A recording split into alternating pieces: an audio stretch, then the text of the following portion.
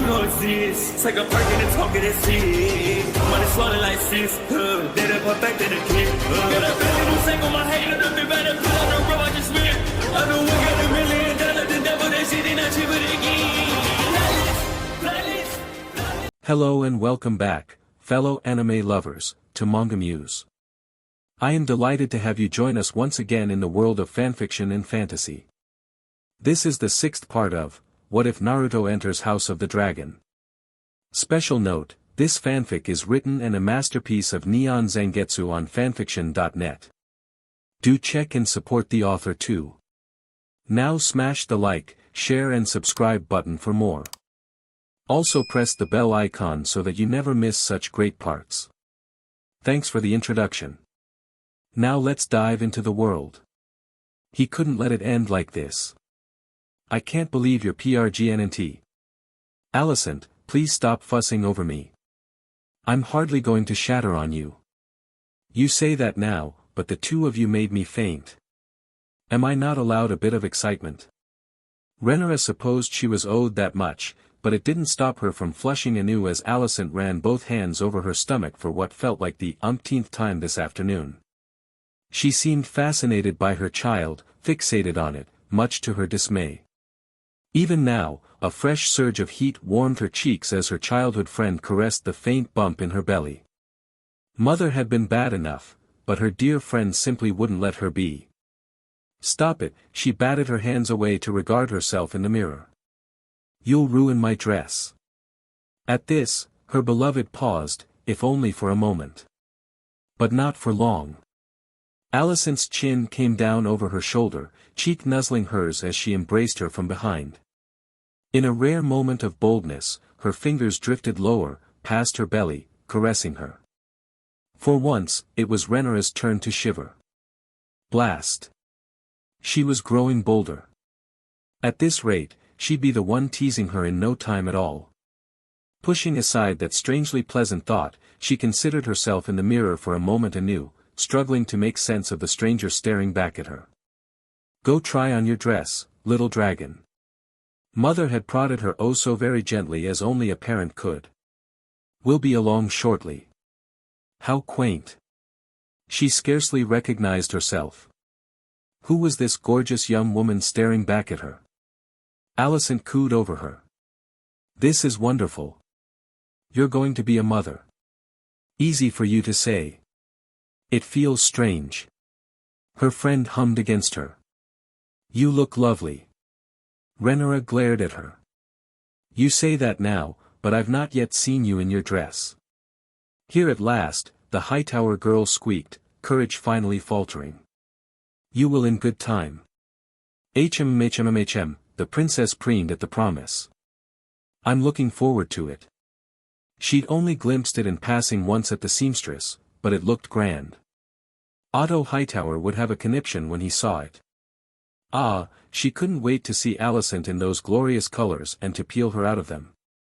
They lapsed into comfortable silence for a time, regarding one another in the mirror. Renna reveled in it. For once in her life, everything was turning out well for her, proceeding as planned. There had been a number of hiccups, of course, there always were in life, but here at last she felt it would be smooth sailing going forward for a time, at least. Allisen found her voice first, holding her just a little tighter. Have you thought on a name for the babe? Naruto and I already told mother. Jacaris or Tywin if it's a boy. Helena for a girl. Her expression wrenched a little. I'd wanted to name my daughter such.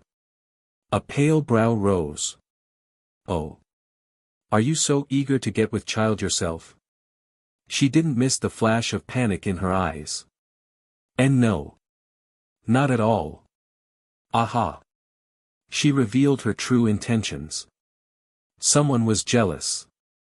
Renna rounded on her, pivoting away from the mirror to writhe in her grasp and embrace her friend in return. Allisen offered a token resistance, nothing more, melting into her grasp like warm pudding as a hand rose to cup her cheek.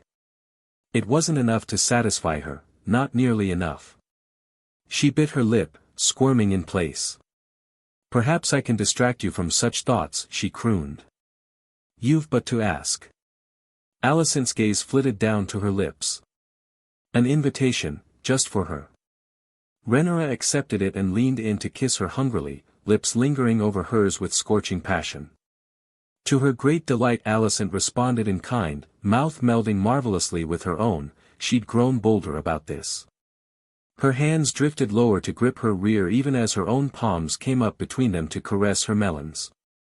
Wait a moment, she gasped between kisses when she began to unlace the back of her dress. Not here. We shouldn't. She pulled away and kissed her cheek, drawing a whine from the redhead. Shall I lock the door, then? What of Naruto? Where has he wandered off to this time? Renna shrugged. He'll find his way back to us. He always does. As though summoned by that very thought, the door to Allison's chamber came crashing open.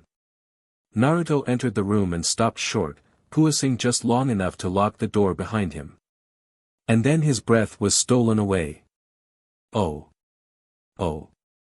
Oh. Renna looked absolutely resplendent in a long white dress stitched in a scale-like pattern, slender arms wreathed in golden bracelets, a necklace of pure gold wreathed around her neck, long hair bound in elegant plaits atop her head, bedecked and bejeweled with rubies. Tapering off into a braided ponytail of sorts that stopped just between her shoulders. If this was how she looked now, then he couldn't imagine what she'd wear for their actual wedding. Likely something far more formidable than this. Regardless, she looked by the sage, he didn't have words for how she looked. Allisen was also standing beside her, face terribly aflush as she adjusted her dress. She studiously averted her eyes when he looked her way. Strange, he had the oddest feeling he'd interrupted something. Renna stared at him for a long moment, crossed both arms over her bosom and huffed. All right, say it. I look awful. Far from it. You look appealing. Truly. Her face lit up, and her eyes flitted up and down the length of him. You don't look all that bad yourself. He supposed he didn't at the moment, despite his scrap with Cole. I wish I was wearing armor. A chuckle escaped him. As do I. Really? Oh, please, she gave his chest a gentle shove. You'd look good in anything you wear. On the other hand, she gestured in exasperation to her dress. How am I to move in this? What if I'm attacked? He chortled. I suppose you have your knives. Just one, she patted her upper leg, drawing a squeak from Allisen. Strapped to my thigh. It wasn't as though I could hide it anywhere else. Allisen coughed into a fist. Ahem. Perhaps we should speak of the dragon in the room, first. A slow flush seared up the back of Naruto's neck. And what's that? She stared at him. I wish to speak of children. Naruto's mouth went dry, words failing him.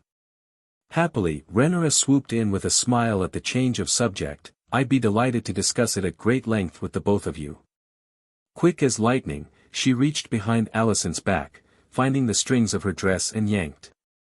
The Hightower girl yelped as her garments slipped and retaliated in kind, doing the same unto Renna. In a matter of moments they were wrestling with one another. Naruto tried to protest before they could finish. Really, he did. He even had the forethought to step forward and try to stop them. Too late, the ladies' dresses pooled pleasantly at their feet as they bared their bodies to him. Allisen, at least, was wearing undergarments. Renna was not. Burk. His wife-to-be stepped backward and beckoned to him with a stuck smile, fingers crooking his way in an unmistakably come-hither motion. Won't you come to bed, husband? Don't call him that, Allisen murmured, taking hold of his left arm. He isn't yours yet. Naruto looked her way, only to receive a searing kiss that swept his breath away. Was it getting hot in here, or was that just him? His head was spinning. Oh. Never one to be outdone, Renna seized his right, pressing her bare bosom against him before kissing him his cheek return. Then you had best make him yours before I do. Allisen sputtered, flushed to the very roots of her auburn hair. Renna.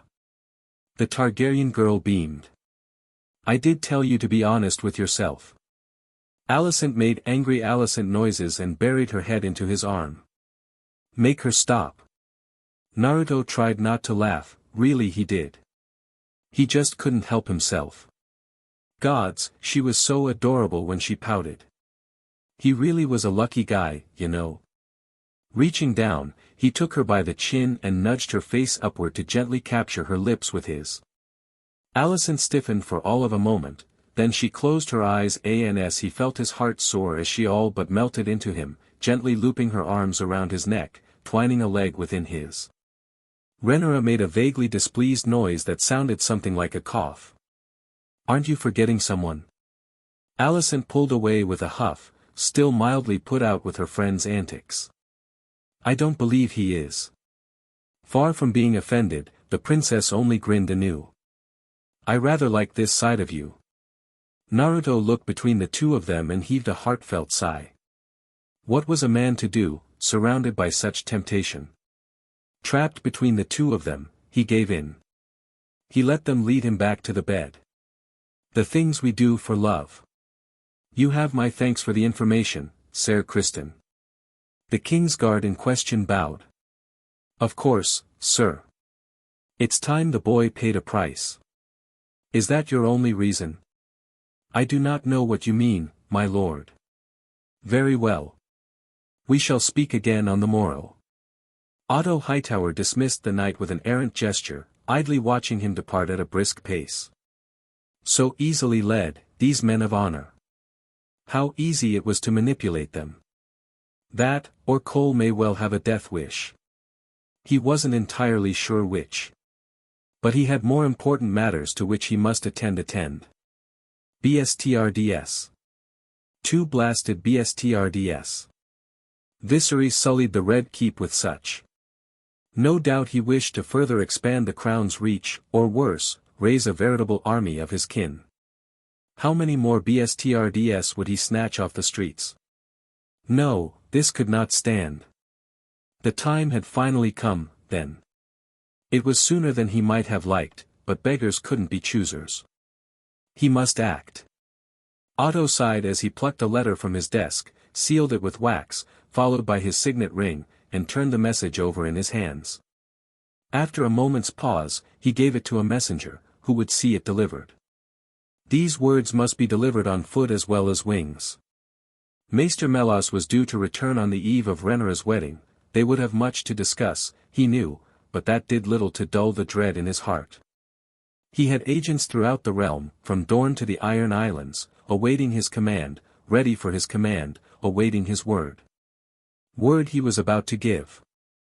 Otto did not relish this course of action, he took no pleasure in what he was about to do, what he would unleash.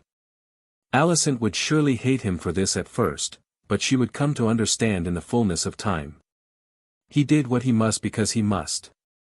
For the good of his family. For the safety of the crown. For the security of the realm. Perhaps, had he seen the clever trap the Targaryens had laid for him, he might have been more cautious. Alas, Otto Hightower made the mistake of many an arrogant lord had before him. And blundered right into it. The day of the wedding dawned with ringing bells and great fanfare. Lords and ladies came from every corner of the 7 kingdoms to congratulate the new couple, from the far-flung north, even to distant Dorne. Many would be in attendance, nobles great and small, all brought forth at the king's call. Naruto hadn't seen any of them at all, at least not yet, he was far too busy having a panic attack in his quarters. Or was it chambers? Abode? Room? Bah! Westeros had far too many fancy words for the same thing. Best to say things plain, leave them simple and clean. Or so he would say if he wasn't so anxious.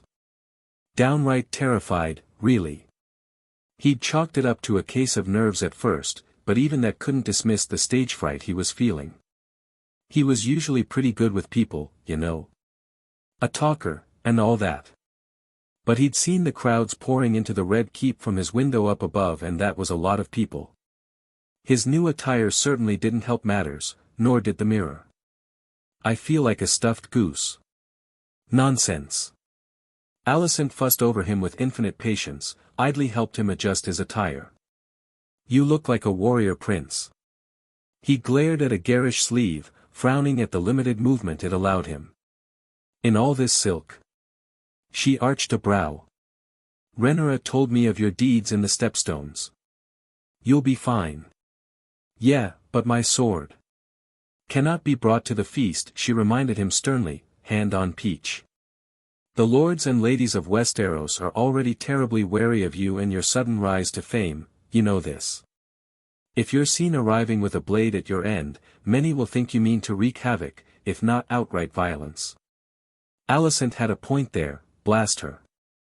Sometimes he really hated playing their rules. Not for too much longer now, but still, it rankled him. Just hang in there, Kurama soothed him. We'll show them, we will show them all. And that day couldn't come soon enough.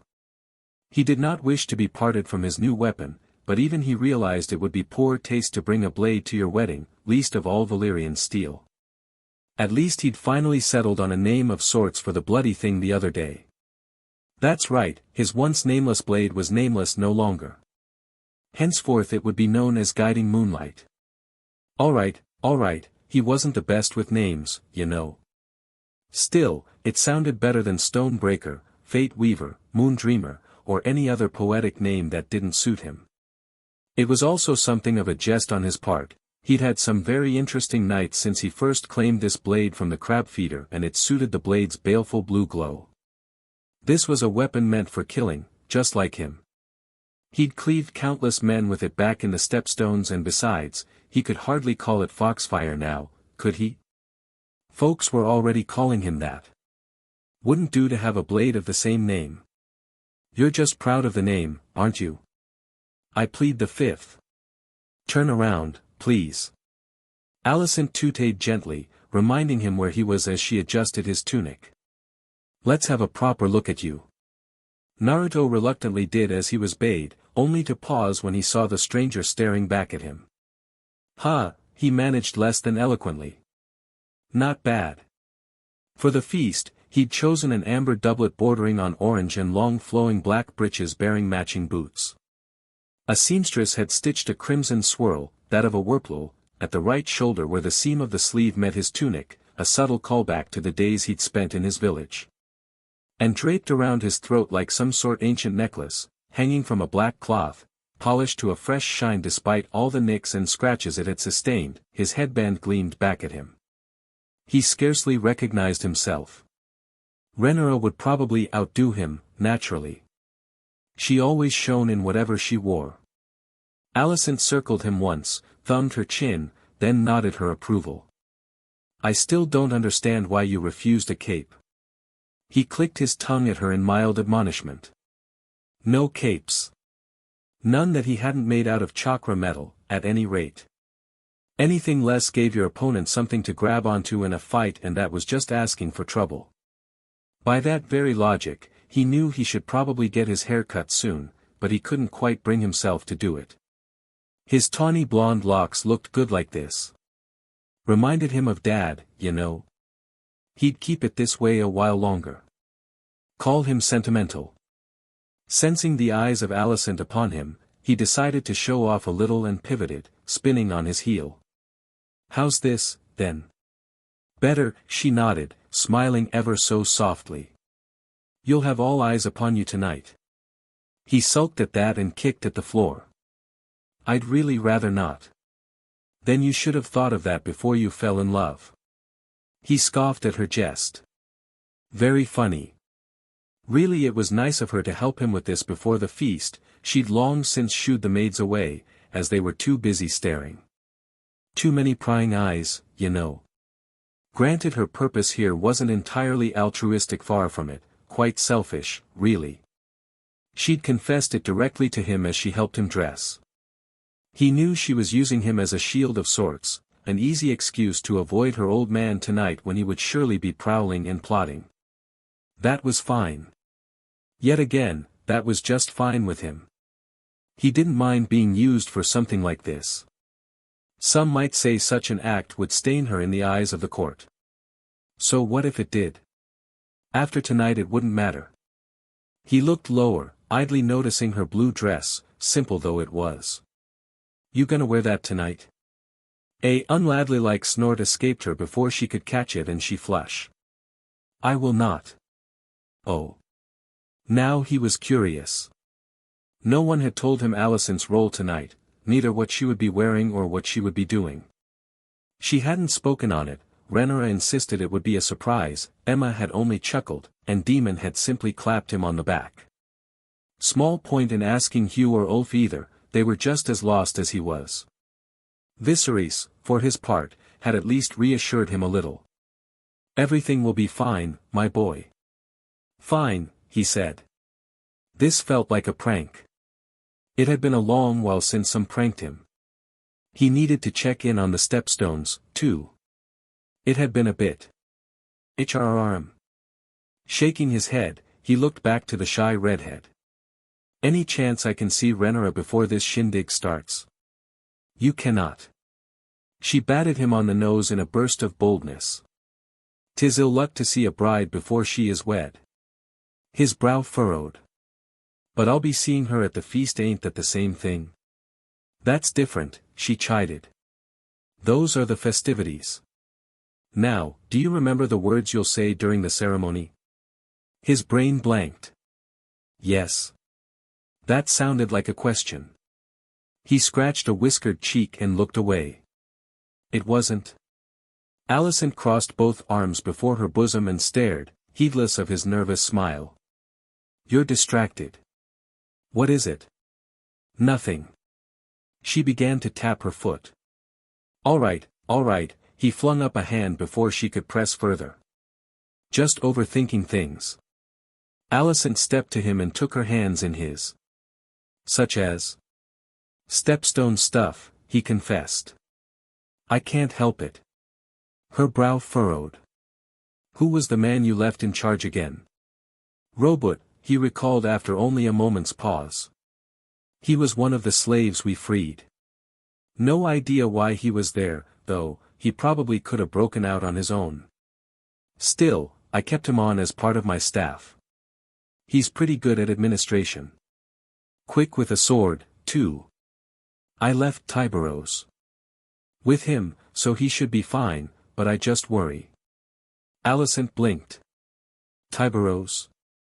One of the settlers that sailed over from to help colonize my stepstones, he took his hands from hers and gestured expansively. Big fella. Fast and strong. Really helped out with the Dornish incursions, so I hired him. He doesn't talk much, but he's got good armor and he's a DMN good fighter, you know. Enough to impress you, the Lady Hightower hummed at that. I think I should rather like to see him someday. Kurama choked on his own spit and Naruto winced hard enough for both of them. His smile became a little strained. That might not be a good idea. She tilted her head, somewhat confused. Why ever not? You do not see Tiberos of the Red Wake. I'm afraid I do not follow. You do not see Tiberos of the Red Wake, he repeated. On the battlefield, he sees you. Then you die. Allisen gulped. I've changed my mind. I do not think I would ever wish to meet this man. Now, where were we? The vows, he ventured aloud, desperately trying to change the subject. Yes, her head bobbed in wholehearted agreement, eager to move on. First the High Septon will say these words. She paused, took a breath, and recited them. In the sight of the seven, I hereby see you, these two souls, binding them as one for eternity. Look upon one another and say the words.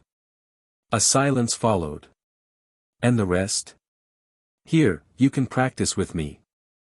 Ordinarily, you would take a quote and bring your betrothed under your protection, but you don't have one at the moment, so we'll have to make do. Naruto squinted at her. What do you mean? Of course I have a cloak. I always do. He conjured a shimmering shroud of golden chakra to his hands and draped it over her slim shoulders as one might a jacket back home, in his world. Allisen went very still and clutched it tight to herself. Odd. Her face was very red. Had he broken her? It's so warm. Good, she was all right. He beamed at her. What's next? She flushed and fished a green ribbon out from her sleeve and drew closer him. You take a ribbon, and you wrap your hands with that of another, the one with whom you wish to be wed. She did so with each of their right hands, creating a loose knot to bind them. Then you say the words. Ahem, clearing her throat for good measure, she began. Repeat after me. Father. Smith. Warrior. Mother. Maiden. Crone. Stranger. He did as she did, careful to match each word in time with hers, memorizing each word. Father. Smith. Warrior. Mother. Maiden. Crone. Stranger. Good, she preened. Now for the last bit. I am hers, and she is mine, from this day, till the end of my days. He repeated her. Allisen was even kind enough to speaking the words with him to help him along, matching him perfectly in her own way, as though she too were saying the same thing, swearing herself to him. With this kiss, I pledge my eternal love. He didn't miss the way her voice hitched a little as her eyes flitted up to his. The next part should be rather obvious, don't you think? She stood up on the tips of her toes to kiss him and he met her halfway. Her lips lingered on his in a chaste kiss, setting a spark racing through him, brief though it was. And there you have it. A happy marriage. Allisen retreated half a step to hold up their intertwined hands, ribbon and all. A small smile dimpled her face as she sketched a one-handed curtsy. Hello, husband. He dispelled the chakra cloak and laughed at her jest. Allisen dared a hysteric little giggle of her own. His eyes bulged. Wait a second. Even then, it took Naruto a moment to realize what he, had inadvertently done, how she'd one-upped Renna. Granted, there wasn't a septon in the room to officiate this so-called practice, but devious little thing. Renna was right. He liked this side of her. She'd laugh herself silly once she heard. And probably get Allisen back with a vengeance. What about you? He asked on a whim, mildly amused by the thought. You gonna enter the hall with me? Me? Allison's face went redder than her hair and she hurriedly unbound their hands before anyone else could see. That would be most improper. I shall join the two of you later. Her gaze flickered away from him. But only once I'm properly dressed. Aha, realization dawned and he moved a finger at her, triumphant. So you are wearing something different tonight after all. Yes, if you must know, she huffed unhappily, not pleased to be caught out. And that's all you shall hear from me. She muttered something else under her breath just then, speaking just a little too fast for him to hear. Naruto squinted at her. What was that? Oft, she said. He leaned in. I didn't quite hear you. My betrothed, she murmured, ears burning. I wanted to say it first. Before Renna. Her words drew a smile to his lips and he couldn't help himself. He drew her into a fierce hug, tucking his chin over her shoulder. You really are cute when you're flustered. Allisen squeaked, but held her ground, stubbornly meeting his gaze. I have something else for you, if you don't mind. Her voice trembled ever so slightly. A gift. He released her and in return she withdrew a masterfully embroidered handkerchief from the bodice of her dress. Tentatively, she offered it to him. Naruto's brow shot into his hair. What is this? My mother was a Florent, she explained softly, voice little more than a sad ache. Her sigil was that of a fox. As I am a Hightower no longer in the eyes of my father, I thought it prudent to take her symbol for my own once more. I had thought you might like it given your origins. A pause followed as she wrung her hands. Perhaps you could keep it close, as a token of my favor. My way of saying thanks, for saving me. Naruto ran his thumb over one of the stitches, staring at the fox within. Do you like it? He did like it, much to his surprise. The Florent sigil was that of a red gold fox on an ermine, that is to say flowers etched in the background. He could see the effort that had gone into each and every stitch. It must have taken her hours to make, if not days. Needlework was something neither he nor Renna excelled at, just as another sign that Allisen preferred a more deft touch than most. I love it. Allison's pale face lit up in a smile, one of her rare real smiles. The sight made his heart flutter, a mad butterfly winging about his chest, rendering his every thought a merry haze. She was appealing like this. Absolutely radiant. The setting sun shone through the window, caught her red curls and, seemingly set them afire. For a moment he could see the woman she would be 10 years from now. A strong, proud woman who cast aside her concern and cowardice and truly came into her own. A man could get drunk on a sight like this. He liked what he saw. In this moment, more than anything he wanted to kiss her eyes, drink that smile in for the rest of his days. His body betrayed him and he stepped into her, drawing her close. She responded in kind, nestled her head into his chest and held tight. There was nothing untoward about it, they simply held one another, basking in each other's presence in a rare moment of silent solidarity, one lost soul to another. I'm very glad I listened to Renna, Allisen whispered against his chest, distracting him. But I think I'm gladder still, having met you. So, thank you. She lifted her gaze to look him in the eye. I dread to think what might have become of me had you not come along. His face went red for all the right reasons. We still have an hour, right? She nodded into him. We do. Well, that settled it. He dipped down and kissed her. She melted into him with passion, holding tight to him, hitching up her dress. A flick of his fingers waved a shadow clone toward the door, locking it. Then her hands were on his and he had far more pleasant things on the mind. He practically carried her to the bed. Unfortunately, he landed awkwardly on the mattress, resulting in her all but falling atop him, pinning his body with her peach. Not so his hands. Allisen gasped out a breath as he lifted her into his lap, splaying her legs on either aid of him. We might be late. His mouth muffled hers in a kiss, allowing her to unlace his breeches. I don't care. You, her words peaked into a pleased gasp as his hands settled on her peach and flank, guiding her home. You make a very convincing argument. Of course he did. Because now he finally understood. He loved her. He really did. Just as he did Renna. Allisen rolled her shoulders and her dress tumbled down her back, bearing her bosom to him and most of her yupower torso besides. Her peach ground against his and he returned the motion as she planted her hands against his chest, the better to rock against him, just like that they were off, falling into a familiar rhythm as they coupled. If this was to be their calm before the storm, then he would face it. With Allisen and Renna by his side. Come what may. Renna hated waiting.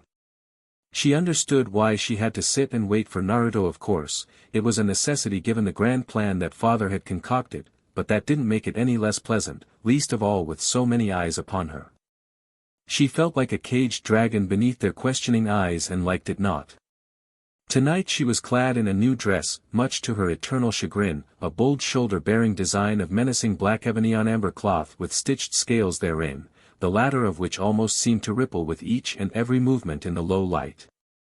Truly, a work of such intricate design as to make her old white dress weep. Her hair had been done up in even more intricate braids bound by rubies and dark crystals, the names of which she knew not, only that they were impressive enough to demand near stillness on her part lest she lay waste to all the hard work that had gone into preparing this outfit. Yet for all the majesty of her appearance, it did not to conceal her anxiety or distract her from her own apprehension. For once, it had nothing to do with the babe in her belly. No, this dress was made of far more menial means. She was nervous. Terribly stressed really, as she sat at the high table, watching the guests pour into the room. Her guests, she supposed. This was to be her wedding feast after all. She was the one to whom everyone paid attention tonight. Gods, how that made her squirm in her seat, and not necessarily a bad way. In a sense, she'd gotten everything she ever wanted. All her plans had come to sweet, glorious fruition, with hardly a hiccup between them. By the night's end, she would have her heart's longing. One might even say things were going too well. Mother had warned her about the dangers of arrogance. It was precisely when one was at their highest point that they had the furthest to fall. She feared what destiny would demand from her for this. Surely there was a price to be paid for such sweet, sweet fortune. Yet those for whom she cared most, were not yet here. Naruto and Allisen were late, which meant they were up to something. What if something had happened? What if something went wrong? What if? Mother nudged her with an elbow, breaking into her thoughts. Don't fidget. You'll ruin your dress. Renna glowed at her. I'm not fidgeting. Dear daughter, Emma quirked a brow at her. You look like you want to tear off that dress and stab someone. Of course she did, because she could barely move in this gaudy getup. And to think, this wouldn't even be the last dress she wore tonight. Subsiding with a sigh, she turned her gaze back to those below them. They had set forth a veritable feast in the throne room, a great mass of tables set before the steps leading to the Iron Throne, leaving gaudy dark wreaths hanging from the ceiling. Fire burned in crude black iron chandeliers above, casting dancing shadows about the world like pantomimes in a play. From the center table she had a grand view of it all. A slew of massive tables were visible on either side of the throne room pillars, with more arranged toward the walls. Likewise, the guests of greater import were seated closer toward the main table, with Ser Herald announcing all who entered. She let her eyes roam across the guests, if only to steel her nerves. Ser Kristen was far from the high table in tonight's guard rotation. Curious and welcoming. She did not wish to see nor speak to him tonight of all nights. They'd not said a word to one another since their last altercation in the garden. He sensed her stare and glanced her way, prompting her to wrench her gaze away and glare elsewhere. No sign of the Valyrians yet. Nor the Hightowers, for that matter. Likewise, the contingent from the Vale had yet to arrive. No surprise there, given what Demon had done. Perhaps they wouldn't show face at all. His marriage to Rhea Royce may have been a loveless one, but he must have offended a great many of the Valyrian lords by having it annulled. Father and the High Septon had seen to that. She supposed it was better than the alternative. Ser Herald raised his voice suddenly, commanding her attention. It is with great pleasure that His Grace, King Viseris, announces the start of the royal wedding celebrations. Well, that was it then, wasn't it? No escaping now. House Lannister with their lord, Jason Lannister, Lord Paramount of the West and MSTR of Casterly Rock. She watched with one eye as the swaggering lord strode in as if they owned the bloody place, richly resplendent in their red and gold. And then behind them, House Hightower, with their lord, Hobart Hightower. Beacon of the South, defender of the Citadel, the voice of Old Town, brother to the hand of the king. If memory served, this man was Otto's older brother, and the uncle to Allisen and her henceforth unseen brother, Gwaine. The serpent had many heads, it seemed. Perhaps it would be best if they all perished tonight. No, Allisen wouldn't thank her for eradicating her entire family. Some might blameless. But only some. How odd, then, that Otto had chosen to sit with his family tonight, not with them at the high table. And here came the Lannisters. Or more aptly, Ser Jason Lannister, ascending the steps to their table to give his greetings. Mustn't stab the idiotic oaf. Many will call this an ill-suited match. Father had warned her earlier. They will mock you. Denigrate you. Prod you for weakness. You must be strong. Congratulations, Your Grace. Lord Jason's every word dripped false sincerity. You have made a fine match for the princess. Must not stab. Thank you, Lord Jason. Renna was quite capable of defending herself, and looked his way as she did. I could think of no better man than Ser Naruto. The unsubtle jab at his pride made the man wince. She took some small, petty pride in it. Served him right. Perhaps sensing her scorn, the Lannister scoffed, tactfully towing the line between fealty and insouciance. Well, he glanced over his shoulder, arms spread wide. If this is only the welcome feast, I admit, I cannot imagine what you might have planned for the wedding. Demon made an amused noise, but said naught. My daughter deserved no less, father answered in his stead. Indeed, mother seconded him. Rhaenyra may well be the future queen someday. We wanted this to be a wedding for the histories. The Lannister lord blanched. I was led to believe Demon was the heir. Her uncle shrugged. Until such a time as I no longer wish it. Ha! And there it was. The first blow struck. Where is Lady Allisen? Jason looked past them, avoiding the subject entirely. I had hoped to pay my respects. Rhaenyra's blood ran cold at his words. Why ask after Allisen? He'd never shown an interest in her before now. What was he plotting? Mother saved her with a smile, a dangerous, sharp sort of smirk that she seldom saw from her these days.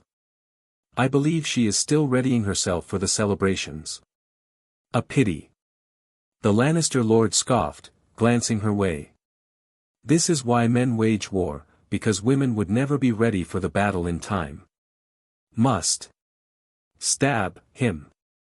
Father and mother laughed his words off. Demon rolled his eyes. Rhaenyra did not. In a fit of pique, she reached down, gripped her dress well above the knee, and tore it asunder, exposing her hidden knife. From there, she ripped her deadly dagger from the holster on her thigh, vaulted the table, and threw it at Jason with all her might. It flew straight and true, lodging itself deep within the Lannister lord's left eye to penetrate his brain. The hall fell deathly silent. Lord Jason stood there for a long moment, transfixed, swaying on his feet, balking, good eye trying and failing to blink miserably. His mouth parted to say something, only to cough blood. It spattered across her face, but she didn't care. Rivulets of red ran down his chin, that was the final straw and his body collapsed before them, like a puppet bereft of strings. Rhaenyra. She blinked and the pleasant daydream faded away, leaving her idly aware that she'd missed some of the conversation. Mother continued speaking, responding to something else she hadn't heard. We can expect your aid in the stepstones then, I trust. Lord Jason sputtered, incredulous. I beg your pardon. The stepstones. Demon chimed in with a smug smile. No doubt such a dauntless warrior as yourself would fare well there against the Dornish incursions. Caught between pragmatism and pride, the Lannister lord faltered. To admit fear in this game was to admit defeat, as they all well knew. But the stepstones were not a place for the faint of heart. Even after all of Naruto's many and myriad efforts, there were still those who wished to possess them, Dorne chief amongst them with the triarchy broken. Any forces Jason lent there would be under strict watch and would not soon return. Naruto might well convert them to his cause entirely, as he was so often known to do. What a convenient way to weaken one of their enemies. Yes, of course, he muttered, red-faced. I am ever at your disposal, your grace. Excellent. Demon was relentless. How many men can we expect from you? 5,000 seems an adequate number, wouldn't you agree, brother? Father hummed his agreement. A fine number indeed. It seems a sound proposal. Lord Jason practically choked on his own spit. 5,000. Demon tilted his head. Would you prefer 10? All the color drained from his face. And no. 5 is fine. 5,000. Demon repeated the latter for emphasis. Lord Jason made a pained noise. But of course. Excellent. Rhaenyra smiled thinly, sealing the deal. Perhaps we'll see you there after our wedding. Your presence is always such a pleasure, Lord Jason. It was all but a dismissal. Tylan's brother slouched away, defeated, either unable or unwilling to risk him further.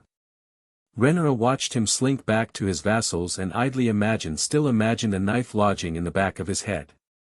She'd been practicing these last few nights, she was fairly certain she could make such a toss. The thought warmed her more than dragonfire. Father tooted softly as the Lannister lord fled. Must you bully the poor man? Yes, I must. Demon drank deeply before winking Mother's way. It is a need I cannot deny. Mother hid a smile behind her hand. Drums beat at the entrance and Ser Harold called out the arrival of another great house as they arrived in glorious fanfare. Presenting Lord Corlys of House Valyrian. Lord of the Tides, Mstr of Driftmark. And his lady wife, Princess Rhaenys Targaryen. And their son and heir, Ser Laenor Velaryon. Rhaenyra perked up a little, straining to see over a great many heads as House Valyrian bowed to father. Laenor looked well. Word of his recovery had been true, then. Good. She had feared for the health of her cousin after that debacle in the Stepstones. And was that little Lena beside him? Not so little now, she supposed. Oh no, not at all. No, bad Rhaenyra. She chided herself. Best not get greedy. She barely had time to process their arrival before Ser Harold declared another. Presenting Corin Martell of House Martell, his strong voice wavered only a little in concern as a swathe of brightly clad figures marched into the chamber. Prince of Dorne, Mstr of Sunspear. And his daughter, the Lady Alejandra Nimeros Martell, Strider of Sands. Rhaenyra went still, caught wholly unawares. They arrived just before dawn, father confessed in a whispered aside. It would have been rude to turn them away. She hissed at him. Are you mad? Their ships attacked ours in the Stepstones.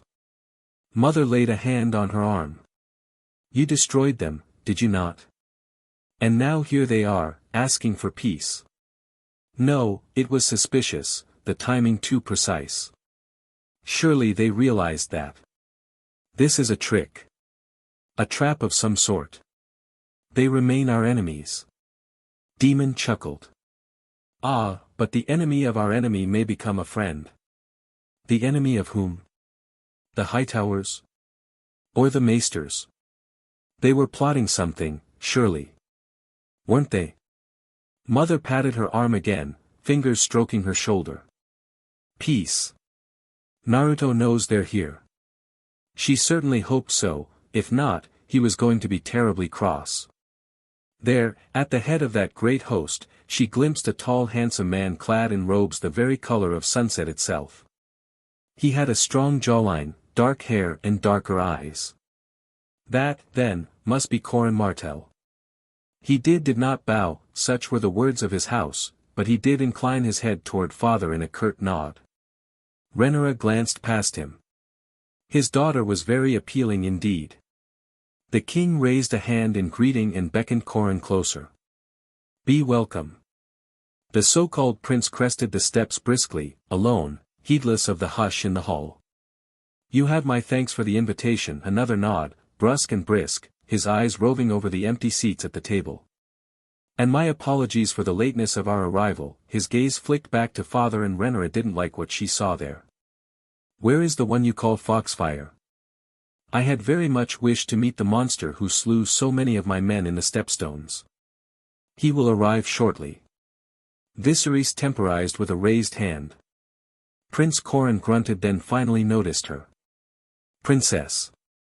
Prince, she raised her chin to meet his stare. My congratulations on your wedding. His head tilted just so, regarding her as one might a dangerous animal, or perhaps a rival. You wore such wonderful armor in the Stepstones when you rode your golden dragon to burn my ships, yet here you are in a dress. You play your part well, it seems. She couldn't quite hide her sneer. In truth, I would prefer armor. Give me a battle over the ballroom any day. Demon chuckled at that, and here at last, Prince Corin smiled. On that, we agree, Princess. Was he flirting with her?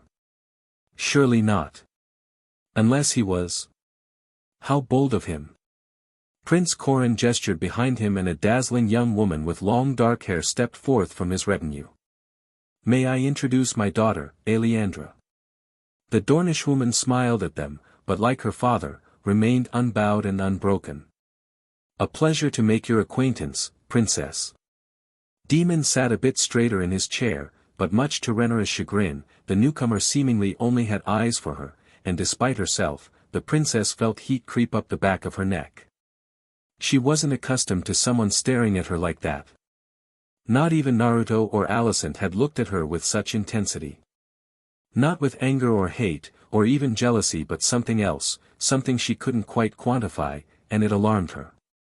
Corin had almost certainly come here for reasons she didn't understand, but his daughter seemed wholly fixated on her. Oh, dear.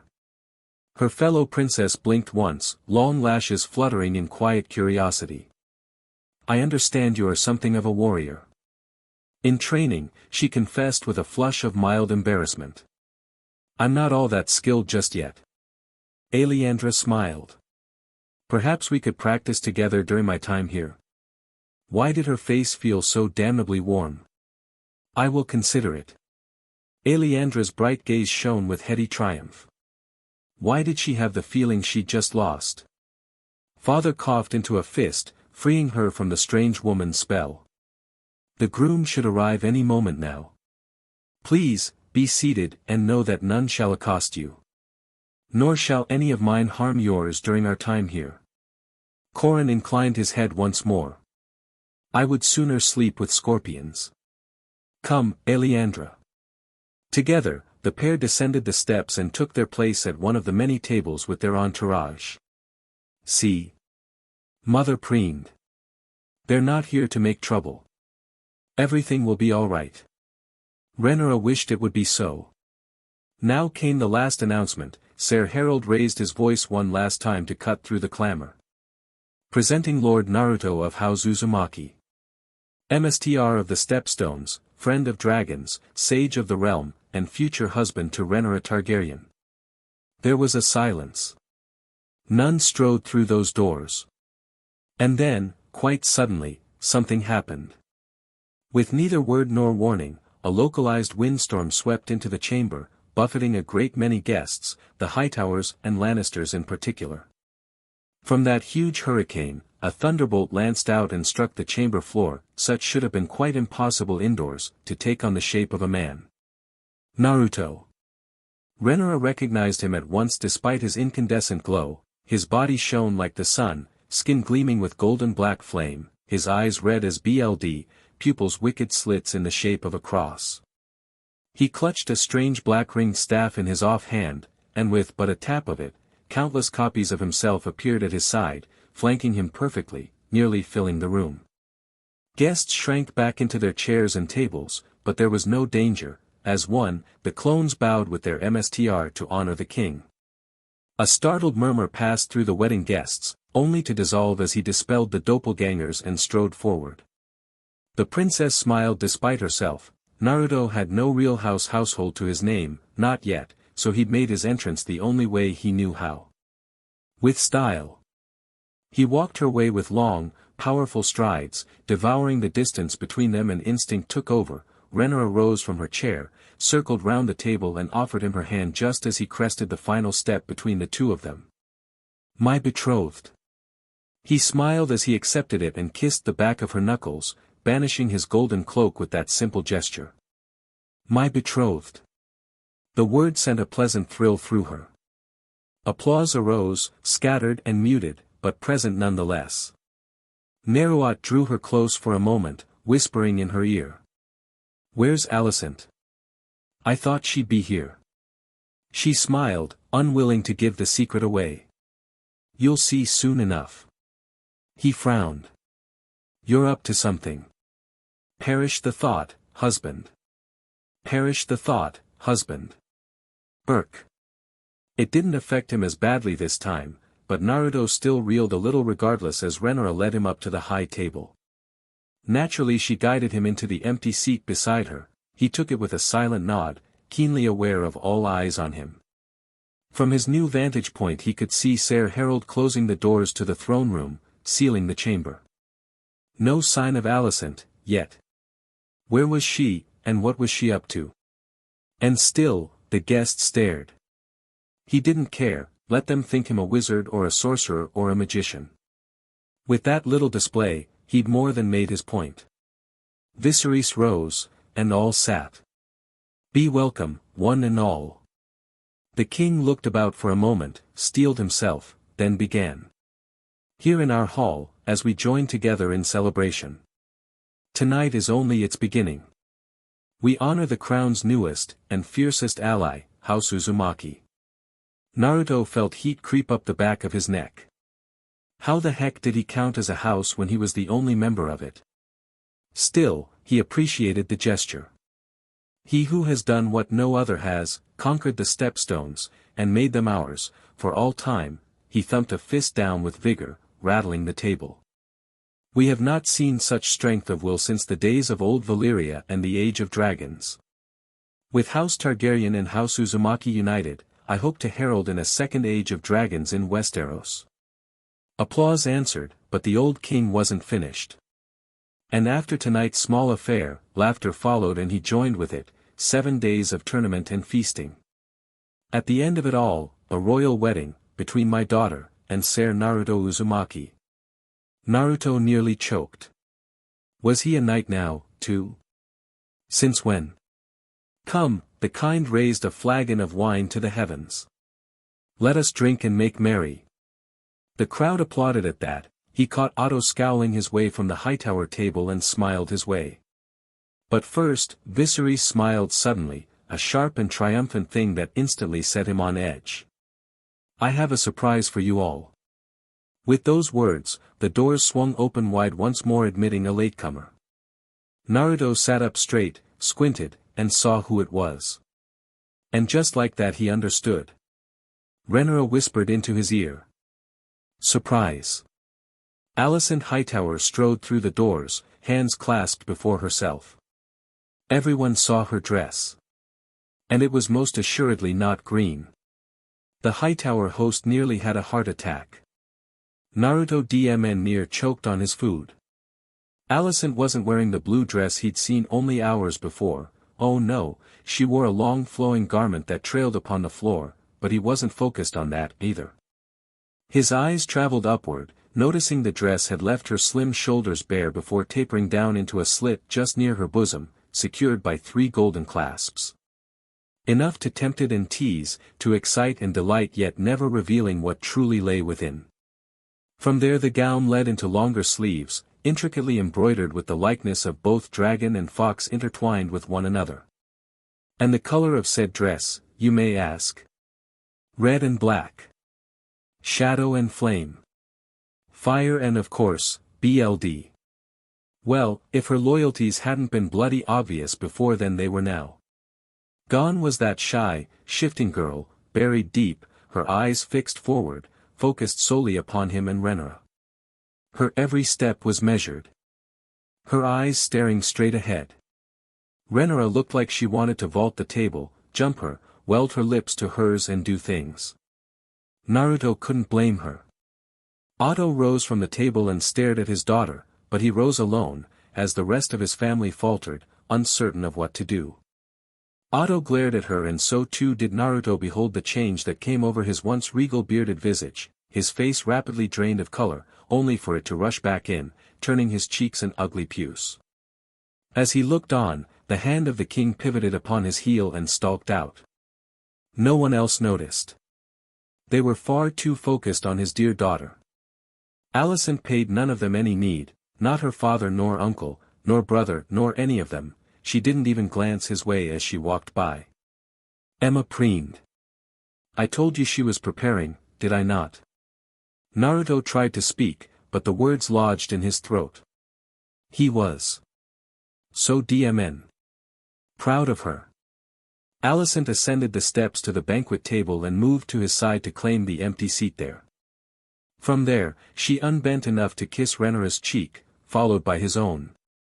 "Hello, wife," she murmured to them in low, dulcet tones. "Hello, husband.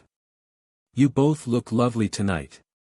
Renna laughed a little despite herself. Against all odds, Naruto found himself returning it.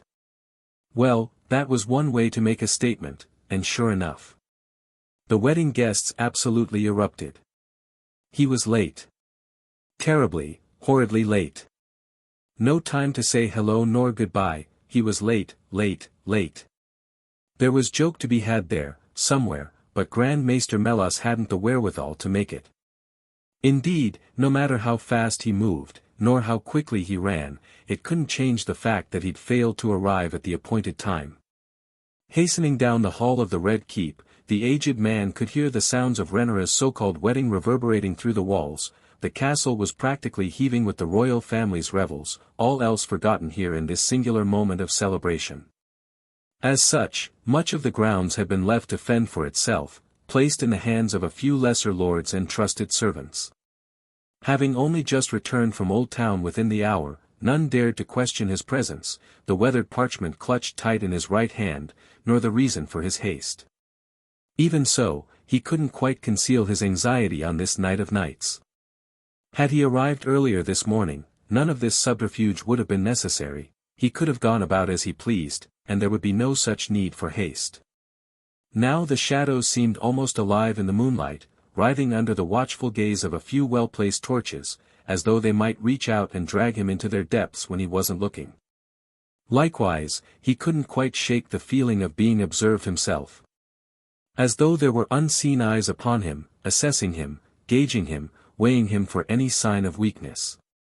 Shaking his head, he hurried on, hastening to his destination. He utterly despised weakness, especially in his old age. It was merely another sign of his failures. And they were many these days, so very many. Beyond counting really. All because of that boy. That boy, that boy, that blasted bloody boy. Proud, preening prankster. Wretched whiskered warrior. Wherever he walked, chaos followed in his wake. His presence upended schemes centuries in the making, his deeds through the grand game askew, and his actions the less said about those, the better. For that alone, Melas would never forgive him for what he'd done so long as he lived. Even his absence from the Red Keep, however brief it might have been, had only served to further solidify the Grand Maester's innate hatred of him. Because you see, he'd ruined everything. House Hightower and the Maesters had long been hand in hand with one another since the days of Maegor the Cruel, their goals aligned in bringing down the Targaryen dynasty. His order's current alliance with the Hand of the King was merely a continuation of such. These so-called dragons were not so mighty as they thought themselves, their kind were easily betrayed, easily led, and easily manipulated. Their plan had been simple, appealing even, in its simplicity. The death of Aemon had been an arranged incident, the death of Balon, necessary. Both would have been strong kings. Too strong to control, so they had to, but it must look like an accident, or a tragedy. By contrast, Viseris was weak. Easily swayed, and unwilling to act rashly. His brother, Daemon, would have to die of course, but here was a king they could control. Lady Emma and the princess would naturally need to be removed in time, while Allisen would be encouraged to comfort the king in his time of need.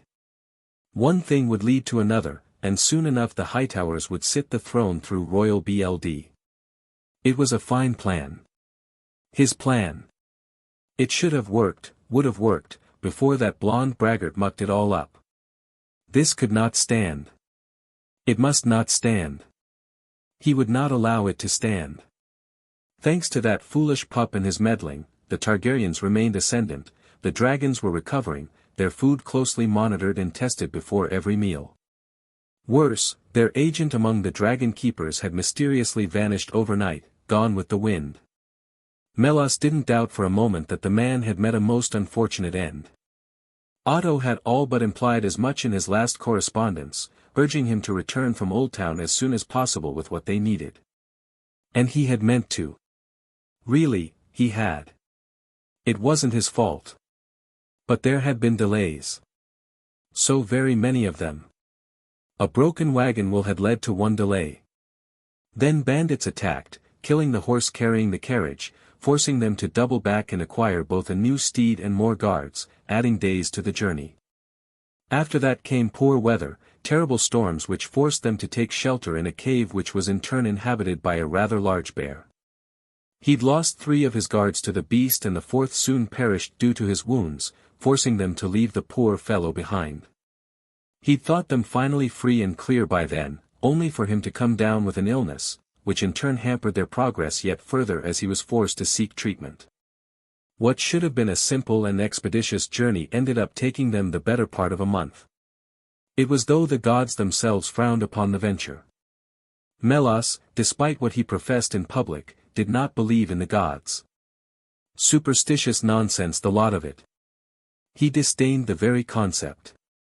No, he was a man of science, and this world ran on reality, not faith, not magic, and certainly not snarks and grumpkins. How wrong he was. In the end, despite disaster after disaster, misfortune heaped upon misfortune, he'd still made it home. The Targaryens and their pet monster might think they had the upper hand, and perhaps they did for now. But there was still time. They still had a chance. An opportunity to turn things around that he must hurry. Someone stumbled out of a side corridor and into his path, colliding with him, the impact of which sent him stumbling. "Sorry about that, my good fellow," the interloper muttered. "One too many drinks." A man with pale hair slung an arm around his shoulder and drew him close, clutching a green glass bottle in one hand. "Fine evening for a drink, isn't it?" For a drunk, he spoke most eloquently. "Headed to the party, are we?" Melas froze. For a moment, in the dim light, he looked like the king. But no, the nose was wrong. And the eyes were darker. "Get off me, you lout." He shoved him aside. "Leave me be." A smile was his just reward. "'Fraid I can't do that." Without warning, the so-called drunk whistled sharply. At his call, something swept out of the shadows behind Melas and struck his back, breaking his spine. He toppled forward bonelessly, dashing his head against the cold flagstones of the floor. A newcomer loomed large over him, warhammer in hand. "The king sends his regards." They knew. The plot had been uncovered. All their schemes come undone. Dread dawned and he tried to speak, but he was so very weak. In short order his hands were bound, his maester's chain ripped away and cast into a dark corner. Someone swept a heavy cloth sack over his head. He knew where they were taking him. The black cells. He would never see the light of day again, though he struggled against his captors in vain. The Hightowers must be warned. They must. A mighty blow thundered into the side of his head. "Sleep tight, old man." Darkness swept in. Tonight felt like a fairy tale. If it was, Allisen supposed she and Renna stood at the center of it. Everyone was left in disarray by her display, from the Valyrians, to the Lannisters. Even the Dornish seemed surprised, but it was ultimately the Hightowers who were most affected. Uncle Hobart had fainted dead away once the news broke, distressing his lady wife greatly, while father had long since fled back to his chambers, leaving the rest of the family in utter disarray. Brother, well, she could feel him glaring daggers at her, even from here. He was likely cross with her. Most certainly, even. The latter admittedly distressed her somewhat, but she knew neither Gwaine nor Otto would be allowed to leave the Red Keep tonight. She'd asked Naruto about it, to which he'd laughed, kissed her forehead, and told her not to worry.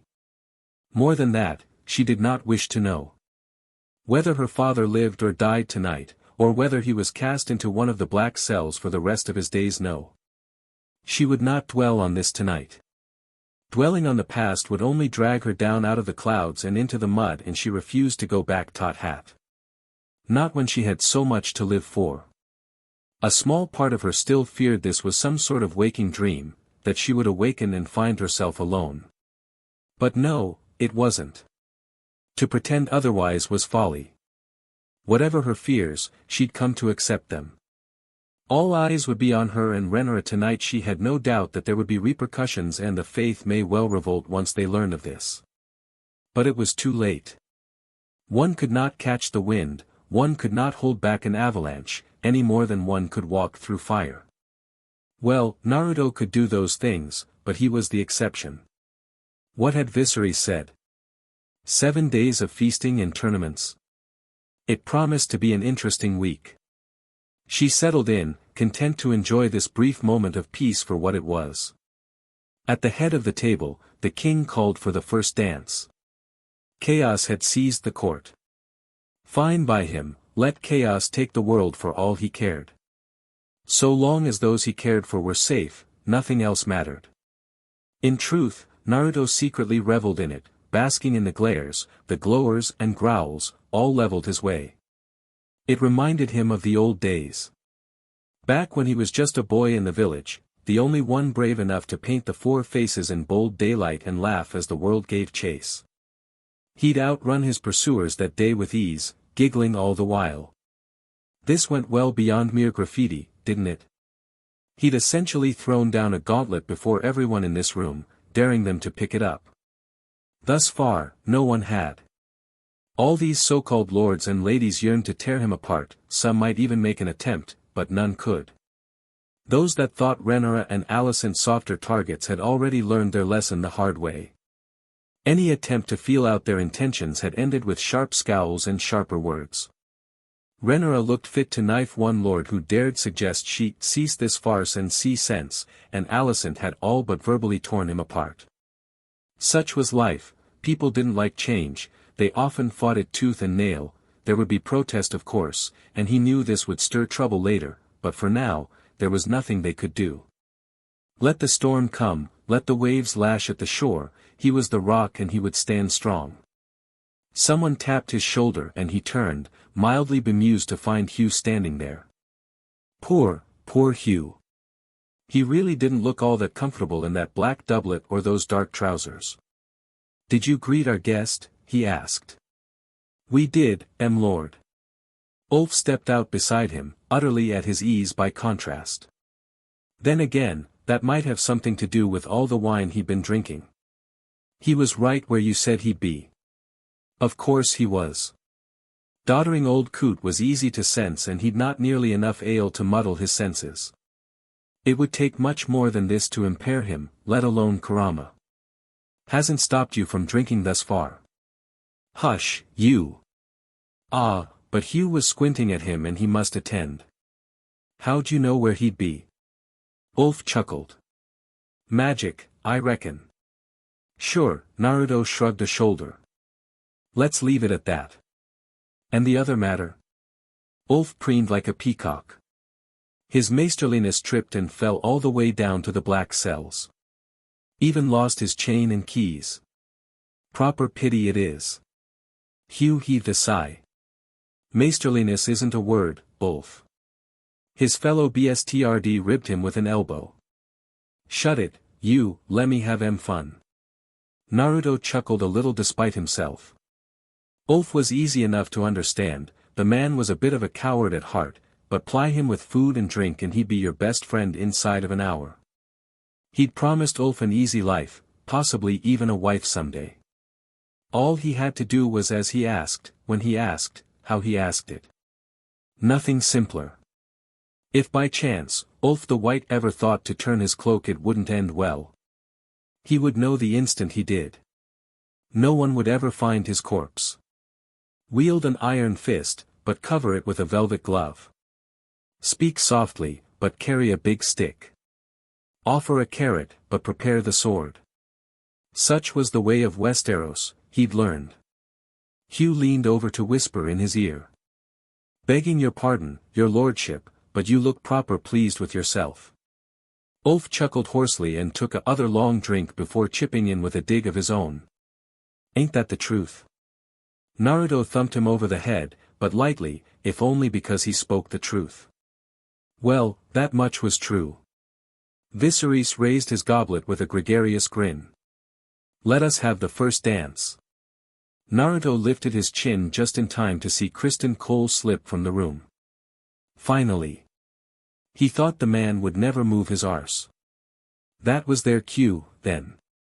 Smiling, he stood. Let the games begin. Ser Gawain Hightower took a deep breath and a drink to fortify himself besides. Steeling his face, he rose from the table. Then he stalked toward his sister. Long had he waited for this moment, this day, this instance. Ser Kristen steadied his heart and doubled back. Sweet oblivion awaited him at long last. Finally, He would be free. One way or another. Renna smiled and lifted her hand. Shall we? Naruto took her palm, leading her forth. So it began. Naruto had never been a terribly good dancer. There was certainly something to be said for the dances of Westeros, in that they were radically different from those of the elemental nations. Perhaps it was the culture. Maybe it was the tradition. Perhaps the Targaryens simply had different taste in the finer arts, tastes they'd neglected to share with the rest of the Seven Kingdoms. Regardless, he found himself out of his depth here. Emma had done her best to drill the steps into him. What could he say? Renna's mum was good people, but actually dancing before the eyes of a great many people left him ill at ease.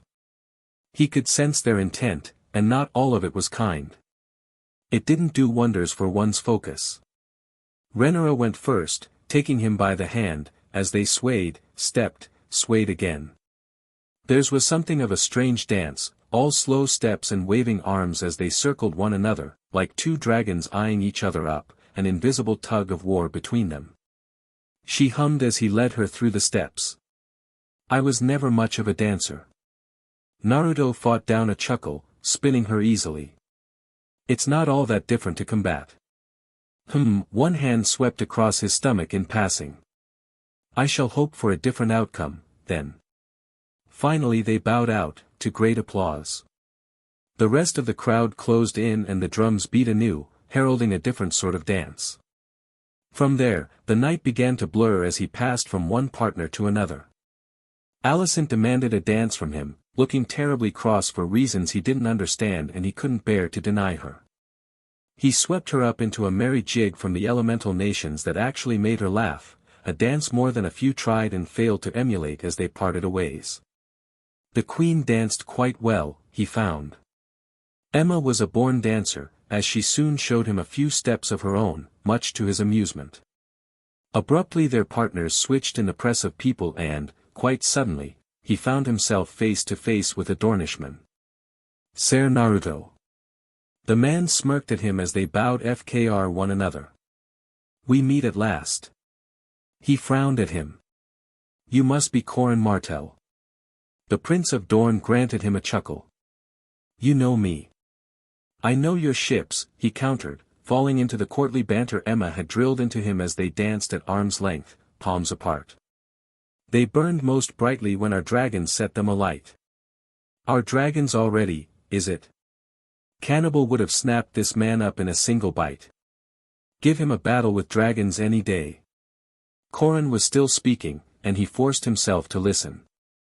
You are a very lucky man. To not only wed a Targaryen princess, but the hand of the king's own daughter. You must have a death wish. Small wonder my daughter professed such an interest in you. Naruto felt himself flush fiercely. No, no. He was quite content. To reach for anything more would be more than unwise, it would be greedy. And sure, maybe he was sometimes, maybe he had allowed himself to be talked into wedding Allisen beside Renna, but he wasn't stupid. The Martell laughed at him. So suspicious. Had I meant you any harm, I would have poisoned your wine. He scoffed, remembering his experience with poisons. You might be disappointed, there. Your wives, then. They are not nearly so invulnerable. Exclamation point. His grip on the man's arm became a crushing one and a rare flicker of pain flashed across the prince's face. Peace, Uzumaki. I mean you no harm. But I cannot speak of those who might come after me. You would do well to tread carefully, lest you find a viper in the grass. Or, he paused, considering, you could give us the stepstones. Perhaps that would be enough to mollify them. After all the trouble they'd gone through to claim and settle them. Not happening. You are stubborn. Good. His rival grinned. I would think less of you otherwise. Allow me to give you a warning then, from one man who loves his family to another. The Hightowers presented us with an offer. Aleandra and I were not interested. As I said earlier, I would sooner sleep with scorpions. But other houses were not so disinclined. Naruto felt his brow furrow just so. And who are these others? I could tell you. But I would need certain assurances. Such as? Corin surprised him with a chuckle. They hate you, you do realize that, no? All that you are, all that you will ever be. The Veil Chief among them. A sudden commotion near the entrance drew his attention. He heard raised voices, angry shouts and accusations. Naruto's sixth sense bridled, sensing danger. And then someone screamed. He'd been waiting for it. He caught a glimpse of the white cloak and silver armor, then the man wearing both, and blew out a sigh.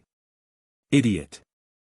Ser Kristen wrenched Renna away from her latest dancer, Demon, yanked her part by the wrist and slashed down at the princess, carving her from peach to sternum. Not a moment later, the princess exploded in a plume of smoke and fire, blasting him backward. Caught unawares, the traitorous Kingsguard stumbled onto the back foot, warding one hand before his face. Perhaps had he his wits about him, he might have had the time to raise his sword or seek another target. Alas, he did not, could not, for a hush fell over the hall. Corin rumbled a laugh. Clever of you. Clever? He hadn't seen clever yet. Renna, the real Renna, stepped out of the crowd in a rush of dark silk, swept low, and drove a dagger into Cole's left thigh. Her former protector buckled with a scream and came crashing down to one knee, lashing out like a wild animal as he went, but she was already gone, melting away to the safety of the guards. Even as she did, Demon waded past his niece and dealt him a mighty right hook, sending the craven reeling. Men and women drew back one and all, leaving the startled, stumbling Kingsguard alone. Vulnerable. More than that, visible. The outcome was never in question. Viseris burst to his feet, red with rage. Seize that man. Naruto hummed happily. Sweeter words had never been spoken in all his life. He lunged forward, crashing down upon Ser Kristen Cole like the fist of an angry god. Have you taken leave of your senses, sister? Allisen knew that voice, just as she knew who had come to confront her. And yet despite that, she felt no fear. She knew his arrival was an inevitability, best to cut to the quick and spare him any pain. Steeling herself, she turned away from her meal entirely, lifted her chin, and resolved to make this brief. Or so had been her thoughts, until she looked upon her beloved older brother. The moment she laid eye upon him, she found herself forced to reassess. Oh, dear. She hadn't seen her brother in years. He'd grown. Alas, Ser Gawain Hightower seen better days. His doublet was unbuttoned and his hair askew, his expression torn somewhere between a pained smile and a grimace, all made possible by the half-empty goblet clutched tight in his left hand. She sniffed once, frowned now at the scent emanating from him and bit back her initial response only for her tongue to betray her. You've been drinking. Of course I've been bloody drinking. He swayed a little and set the goblet down at her table, the better to balance himself with both hands and glare down at her where she sat. How else was I to pluck up my courage and talk to you, sister? This was going to be an ordeal, wasn't it? One she must face alone. So be it. Naruto and Renna were dancing amidst the crowd, and the most of the Targaryens with them. Viseris was in talks with Ser Lionel Strong over some small matter or another, but he looked her way now, ready to render aid if need be. Allisen waved him down. She could handle this. She must, if only to prove herself. Steeling herself, the soon-to-be princess blew out a quick breath and schooled her mien into a regal look, her outer facade betraying nothing of the conflict within. You may speak with me whenever you wish, Gawain. There's no need for this. Gawain thumped a fist down upon the table with an angry noise, causing her to jump. Blast it all, he'd rattled her. This wouldn't do. Find your center. Breathe. Allisen closed her eyes for a moment, basking in the music of the wedding. Renna laughed somewhere in the background. The sound of her dear friend's mirth lent her strength. When next she opened them, she had found her center once more. Have you something to say, brother of mine? He glared at her, swaying a little. You know DMN well what I want to say. Her lips pursed into a thin line of narrow displeasure. This is a wedding. There's no need to use such crass language. Your wedding, yes, one couldn't possibly miss the bitter edge in his voice. So nice of you to tell us. He tottered a little and swept a hand out toward the dance floor. We're all very happy for you. He was angry. She supposed he had a right to be. Indeed, how could he not be cross with her? She'd sprung this on her entire family without even a word of warning, small wonder they were in disarray. But that had ever been the plan. Sow chaos in the hopes of forcing the Hightowers to show their hand. And it was working beautifully. Perhaps a bit too well, really. Still, she smiled for her brother. I appreciate it. That seemed to confuse him for a moment, for he pivoted back to her with a frown. You cannot be serious. Allisen clasped both hands together and laid them on the table, resting her elbows there in a subtle display of defiance. I am.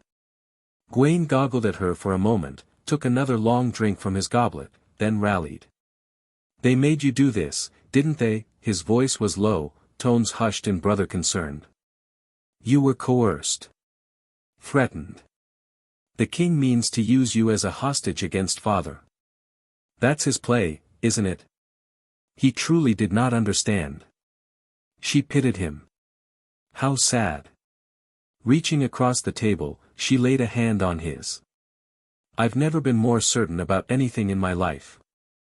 Gwaine jerked his arm away. This is madness. The realm will never stand for it. The faith will revolt. Once upon a time, she might have cared for such a thing. Now. She shrugged a shoulder. Let them. He recoiled at her blasé behavior, lovable, honorable oaf that he was. Where will you even find a septon willing to acknowledge such a union? Allisen hid a thin smile behind one hand. Little did he know they'd already found one. A rather charming young fellow named Lorgar who'd followed Naruto all the way from the Stepstones. Granted, the man might believe her blonde beloved was one of the seven himself, but everyone had their eccentricities, so who were they to question his? The High Septon might kick up a fuss and try to annul the marriage, but if he did, they'd simply replace him with someone more pliable. And whomever came after him. On and on it would go until the faith admitted defeat. They would not be allowed to relive the dark days of Maegor the Cruel, and should they try well. They had more dragons than Maegor ever did. A great many more. The outcome was not in question. Instead, she lowered her hand and schooled her face into a stony stare, just as Queen Emma had taught her. I am not his pawn. Gwaine squinted her. Beg pardon? I am. Not. Father's. Pawn, she repeated slowly, dragging out each word for maximum effect and damage. It would behoove you to think twice before you make such accusations. Such slander is often punishable by death. He went still. You would kill me? Allisen paused, considering. I would take no pleasure in it. Brother barked a bitter laugh, the sound nearly lost in the clamor of the wedding around them. But you would do the deed regardless. And thus you allow yourself become their wear. Allisen nearly burst to her feet and slapped him on the spot, but no, that was what he wanted. A reaction. An excuse. She refused to give him one. Naruto and Renna were the impulsive ones in this marriage. The former had sheer strength to back up his deeds, while her fellow princess often brandished her family name better than any blade. But they were both so restless and chaotic, prone to making rash decisions and foolish mistakes. Thus it fell to her to be the brains to their brawn. Call me that again, she intoned, her voice lower and colder than the deepest, darkest sea, and I shall pluck out your tongue. Gwaine considered her for a long moment, his steely expression matching her own. When you tear out a man's tongue, you are not proving him a liar, you're only telling the world that you fear what he might say. Brave, foolish brother. Whatever her feelings for father, she truly didn't wish Gwaine's death. There would be bloodshed aplenty in the days to come, and she had no wish to add to it. When he moved to leave and depart, she seized hold of his wrist, locking him in place. Is it so wrong of me to wish for freedom? She yanked him closer, glaring at him. Not merely to carve a window in the prison father made for me, but true, proper freedom? He glared at her, uncomprehending. What do you gain from this? Must it always be about gains with you? Such is the way of the realm. Gwaine said. Then the realm is wrong. Here at last she slapped him, the sound lost in merriment around them. Is this how they would have us, sibling against sibling, brother versus sister, and for what? To the death. He met her glare with one of his own. I do not fear death. Is that what you think this is? Fear? She scoffed and shook her head. This is not fear, brother, but love. I fell for Renna before Naruto. Her words immediately put Gwaine on the back foot, she could tell the moment she uttered them. I loved her from the first. My feelings for him only came afterward. More than that, my current position as a sister-wife is what would have been the best possible outcome of a series of bad options had I gone along with father's plans to stuck the king. Here at last, Gwaine faltered. Stuck. You weren't aware of that little tidbit, were you? Allisen tilted her head and dug the proverbial knife in. But why would you be? However much you might be currently involved with father's schemes, I doubt he would have told you he was sending me to woo a married man. Aha! There it was. Uncertainty in his eyes, and with it, doubt. Father would never. Wouldn't he? She scoffed at his naivete. Search your feelings, you know he would. Demon once said something to his grace that summarized father perfectly. Otto Hightower, our father, is a second son who stands to inherit nothing he doesn't claim for himself. We are but pawns to him, pieces to be used and cast aside at his whim. You've no idea the depth of his ambition. Allisen. No, she snapped at him. I'm not finished. His grace could have killed me. Such would have been well within their rights the moment I entered his chamber, she gestured down to the dancing throng below them.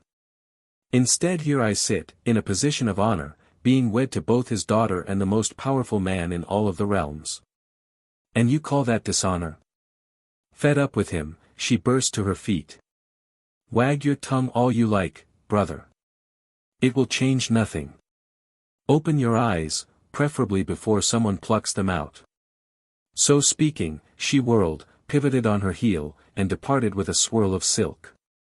Her gaze found Naruto on the dance floor with Renna, his blonde hair a beacon among so many others.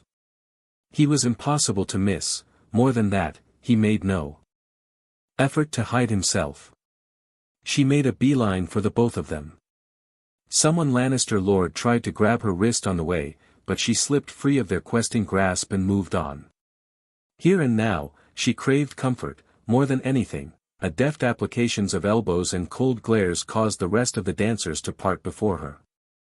Naruto must have sensed her coming, because he and Renna abruptly bowed to one another and the latter allowed Demon to sweep her away into the crowd mere moments before she reached them. Several things happened at once. Allisen had only just begun to reach out for Naruto when the baffling blonde inexplicably pivoted on his right heel, rounding on her with such speed that she almost gasped. From there caught her by the waist and spun her into his chest.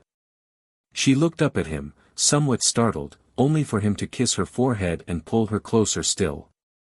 A ripple of fresh surprise ran through the crowd at such brash behavior, but none dared object, and thusly, none heard him whisper ever so softly in her ear.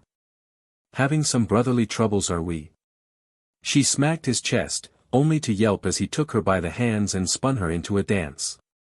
There was a single moment of breathless panic before he spun her back again, letting her rest against him. Watch closely, now. His breath briefly warmed the back of her neck, sending butterflies shooting through her stomach. Just do as I do, and you'll be fine. Do as you do what?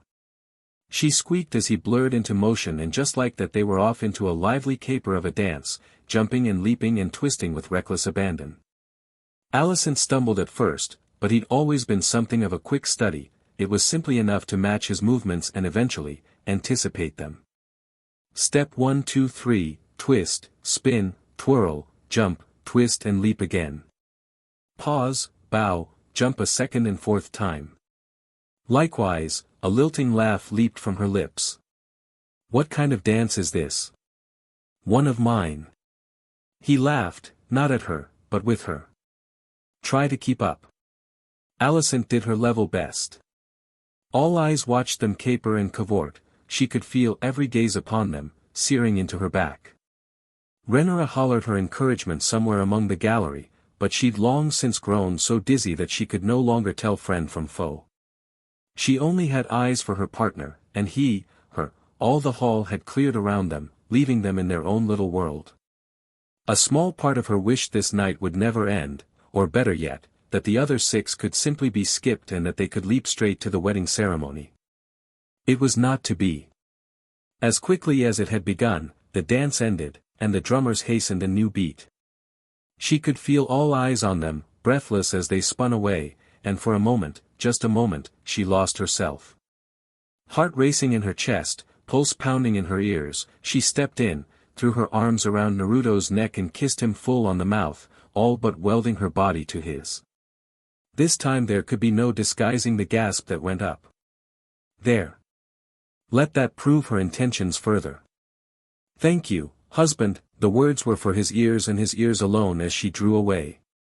I needed that. She didn't miss the pleasant little shiver that shot through him when she said the words. He dipped his head low to peck her on the lips, perfectly polite, but she didn't miss the spark in his eyes. He looked like he wanted nothing more than to rip her out of that dress, bend her over and do things to her. The thought warmed her in return and stirred her thoughts in return. Later. He whispered to her, the word the darkest stuck in, the most primal of promises. Allisen dared to kiss him one last time in full view of the court, lips lingering on his as she pulled away. I'd like that. Later, indeed. Content, she bowed out before she could lose herself and let another dancer take over, her temper soothed. From there she watched from afar as he danced with Queen Emma, followed by Prince Corin. And then came the calculated chaos with Cole. Over it all, she heard Viseris shout aloud. Seize him. Some time later. It would appear Cole had gotten some of his blood on her dress. Or perhaps she'd done so when she stabbed him. How very vexing. Renna tooted as she endeavored to scrub the stain from her bodice. Thankfully it wasn't all that visible, but the sight of it irked her somewhat. She didn't balk at the violence that had led to the bloodshed, only the sheer stupidity behind the act. Kristen Cole must have truly wished for death to have done such a thing. If they hadn't planned for it, she might be alarmed. Would have been, really. But she had never been in harm's way in the first place now, had she? They'd anticipated this. Prepared for it, then a dozen other outcomes besides. In the improbable event Cole recovered his wits and acted sensibly. Yet still, despite that, Sir Kristen sought death. Now it looked like Naruto was about to deliver it unto him. Credit where it was due, he really did seize the man as father commanded. He seized him, lifted him by the throat, and proceeded to punch him right in the armored chest.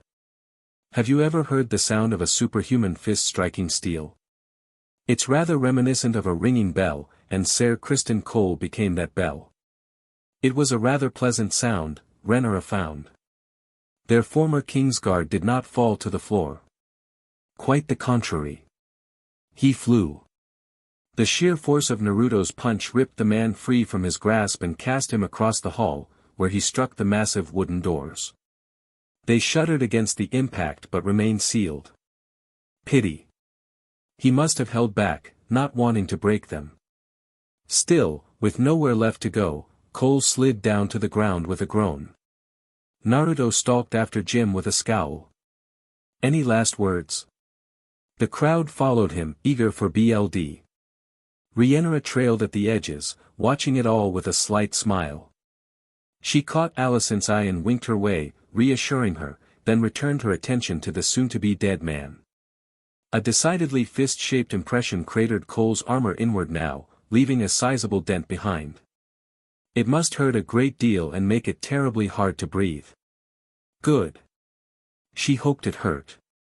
Cole swore furiously, fumbled for his sword, and slashed at Naruto with all his might. It shattered on the blonde's shoulder, leaving him clutching a broken hilt. SHT. When Naruto next blinked his eyes, they gleamed an eerie shade of gold, the flat slits of his inverted pupils wholly unamused. You're right. You really are SHT at dying. Cole tried to speak. Tried to say something else, anything, really. Naruto never gave him the chance. A knee crashed between Cole's legs, annihilating his groin. The man folded up with a wheeze, clutching his bits. Unsatisfied, Naruto seized him by his dark hair and dragged him out to headbutt him repeatedly. Once. Twice. Thrice. By the end, Kristen's nose was little more than a red ruin in his face, leaving him wasted and gasping for air through his mouth. Well, since you won't be needing this. Dropping him, Naruto rolled the stunned knight over, tore his white cloak free from his shoulders and wrapped it round Cole's throat. From there, he used it as a crude garrote to strangle the man. No words were given, no clever speeches. Just quiet execution. Somehow, that thrilled her more than anything else. Wait. Demon strode forth from the crowd before he could finish him. Spare his life. Naruto paused, a breath short of finishing the dirty deed.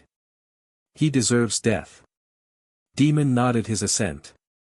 And he likely will die. After we question him for his treasonous actions. Naruto pretended to consider his words. Renna knew it an act, everything was proceeding precisely as they planned. The crowd stood stunned into silence, no one else dared to speak for fear of turning Foxfire's wrath upon them. Good. It did her heart glad to see all those gossiping fishwives silent for once in their lives. Demon delivered the coup de grace. Take a trophy if you wish, but we need him alive for now. Naruto shrugged, dug a thumb into the right side of Cole's face, twisted it, and yanked. Even Renna couldn't steel herself against the wail the fallen knight gave as he plucked out his eye. More than a few lords and ladies fainted on the spot. Naruto held up his bloody hand, prize and all. Perhaps I'll have the cook serve it up as an appetizer. She knew he was hamming it up, could tell by the twinkle in his eyes. The crowd did not. Good. Let them fear him.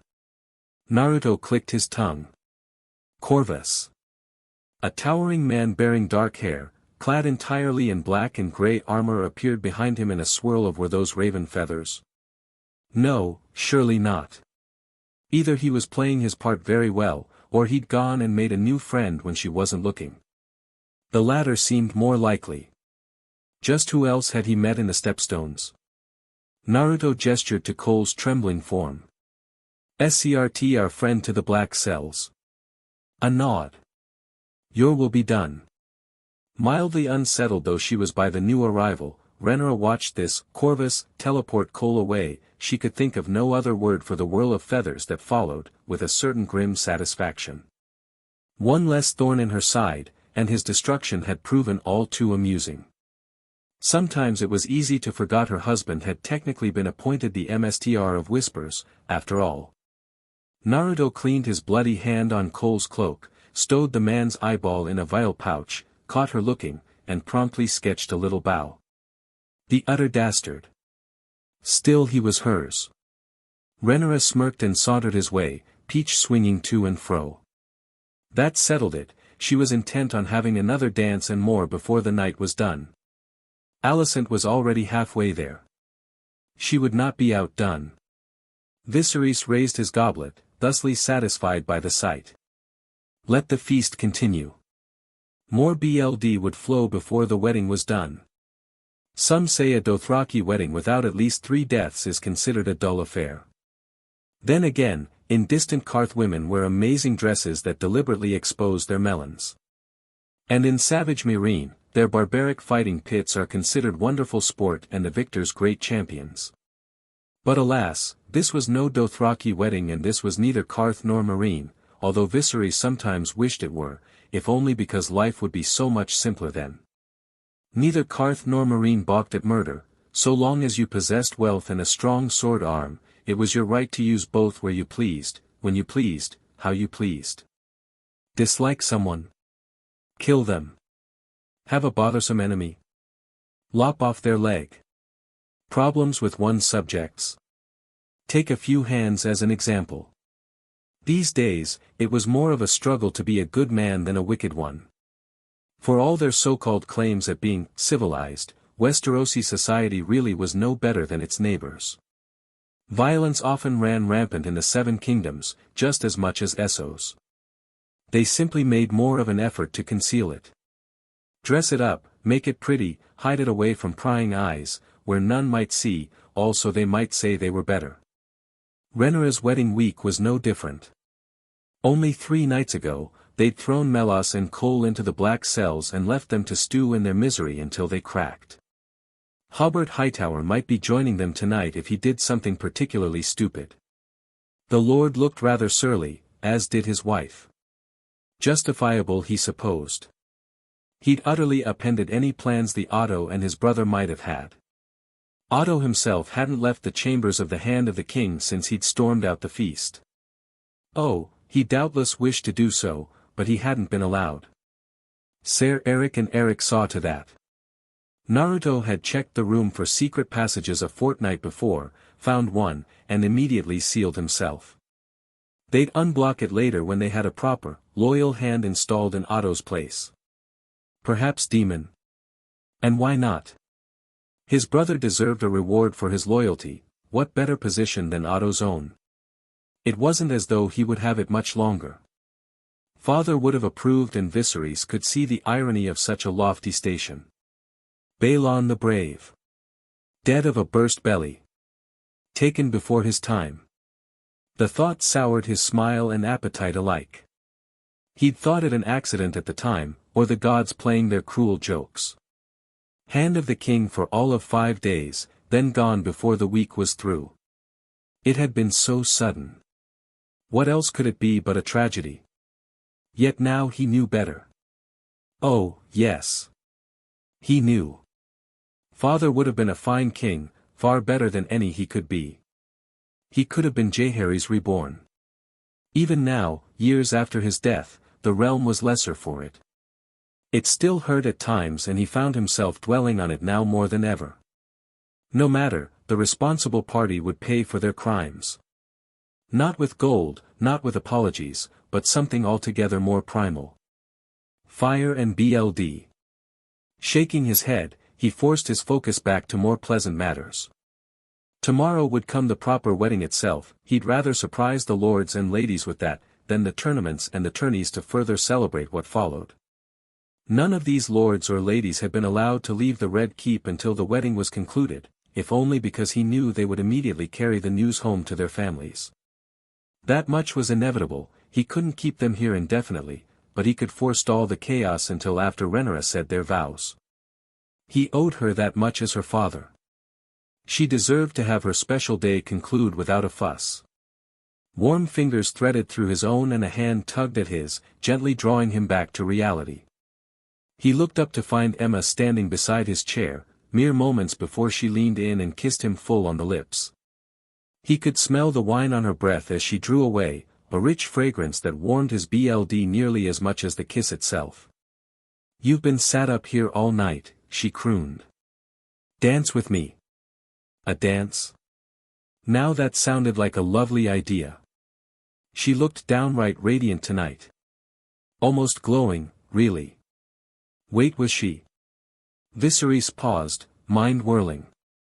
His queen, his wife, the love of his life.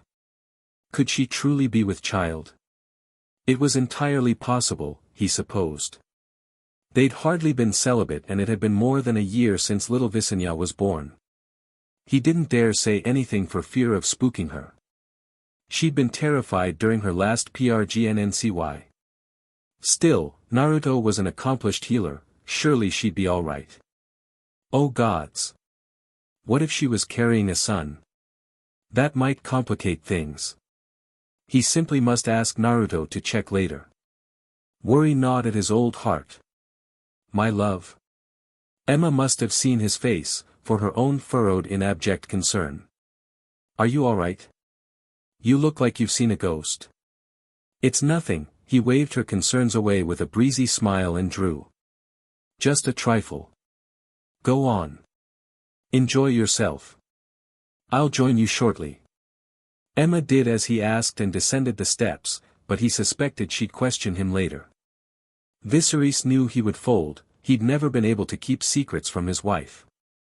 Below the high table, the festivities ignited anew with a merry cheer. He watched Naruto finish dancing with the enigmatic Corin Martell before returning to dance with his daughters. Allisen may as well be one in all but BLD now thanks to Renna, and couldn't help but feel a twinge of sorrow for the boy's plight. He was placing a great deal upon his shoulders, his, and Renna's. They were well past the point of no return now, there could be no undoing this, no turning back. The realm would fight what was to come. Tooth and nail and claw. History might well look back upon this day and declare them no better than the barbarians of the East. So be it. Viseris did not fear death, rather, he feared the legacy he would leave behind. Have I been a good king? That question haunted him.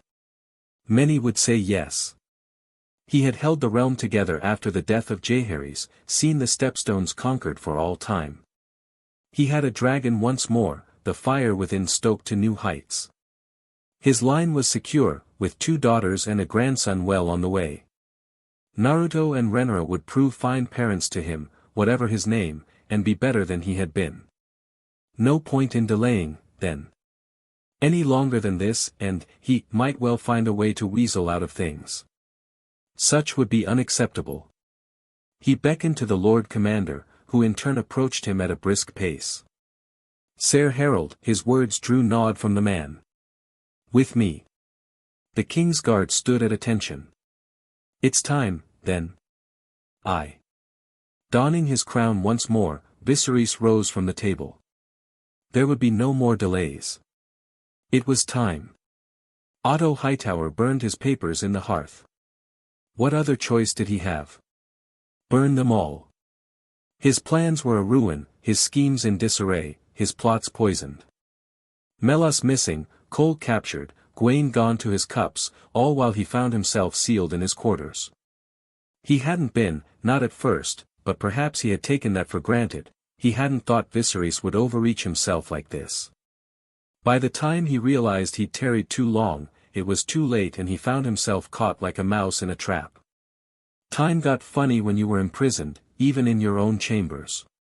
With naught but the dimmest of light to see by, he no longer had any idea how long it'd been. Hours? Days? Regardless, any and all correspondence he might yet have linking him to the conspiracy needed to be stamped out forthwith, and this was the last of it. After all, they could hardly have him for trial if there was no proof now, was there? Unless, of course, someone had already seen the papers. Made copies of them. He wouldn't put it past that blonde boy. Wretched whiskered warrior. His time would come. Theirs would, too. He still had a chance, he could still make this right, he could.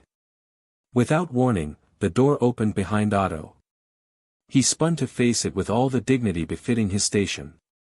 In hindsight, he expected many things. One of his children come to plead with him perhaps. Mayhaps a Kingsguard come to take him to trial before the masses. He didn't expect the Viseris himself to enter, Blackfire at his hip, one hand resting upon the hilt of his sword, gloved fingers curled into a tight fist. Oh, dear. Your Grace, he bowed his head and immediately went on the attack before the king could. This is entirely unnecessary. I have ever been on your side. 5 days. Otto blinked, briefly befuddled. I'm sorry, Your Grace. Though it was some time ago, Viseris circled around him slowly, pausing just before the hearth. Though the details remain, they fade in memory. He stared into the flickering fire for a moment, noted the charred paper within briefly, only to abruptly look back his way. My father was a hale and healthy warrior, a dragon rider, in the very peak of his abilities. Jaehaerys named a great royal hunt to celebrate him being named Hand of the King. Do you remember? Oh, yes. Remembered that day well. 5 days later, Viseris continued apropos of nothing, my father lay dead. With but a bitter chuckle, he shook his head. Tourneys last longer. Balon the brave, rider of Vagor, heir to the Iron Throne, dead of a burst belly. The gods have a dark wit, don't they? Otto fought down a grimace, he must choose his words carefully, and so he did. It was a grim day. I recall it all too well. But it was a good day for you, wasn't it? Something in the king's voice instantly set him on edge.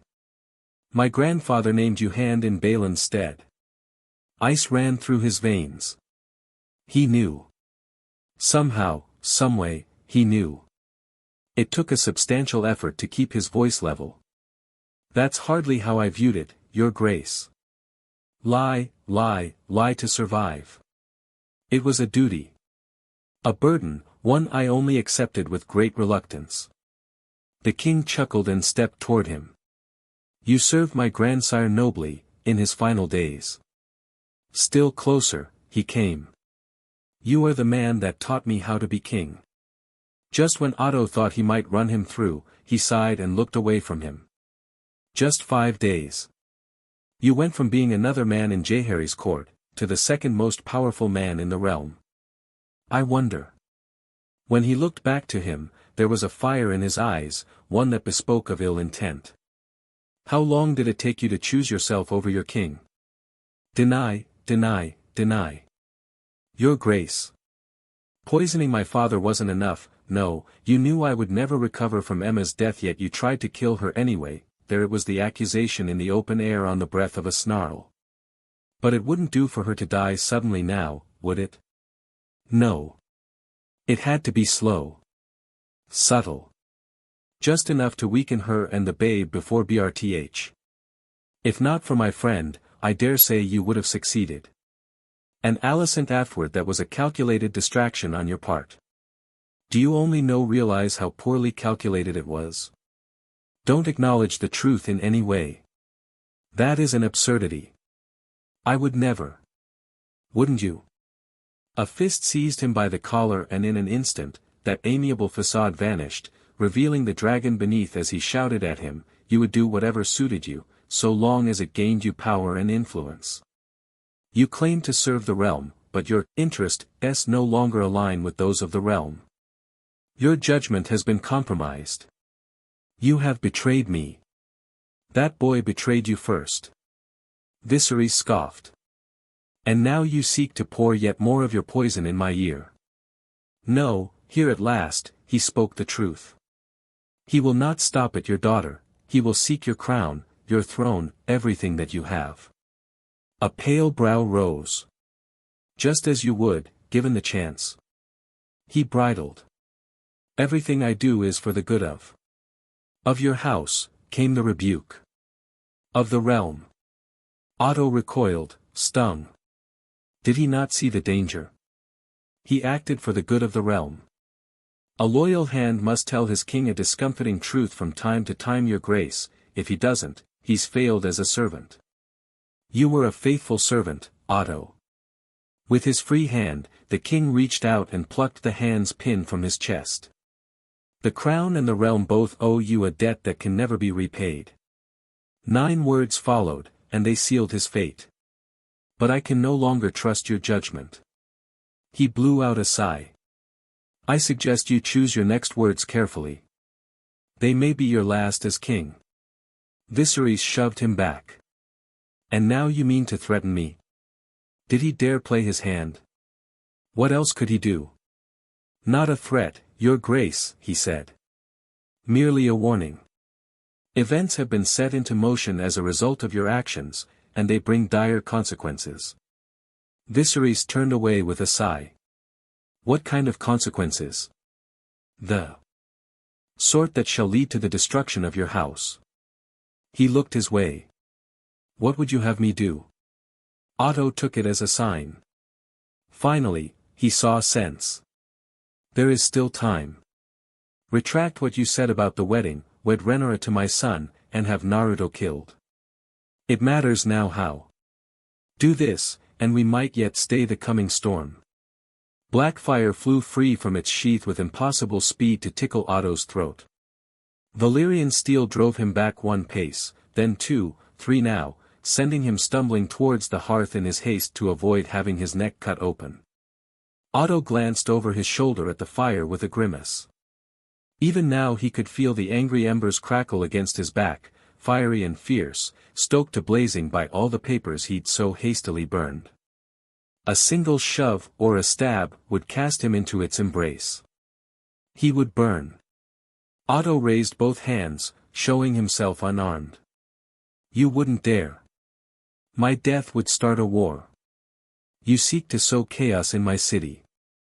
Viseris bared his teeth, every word a snarl as he forced him closer still. You killed my father.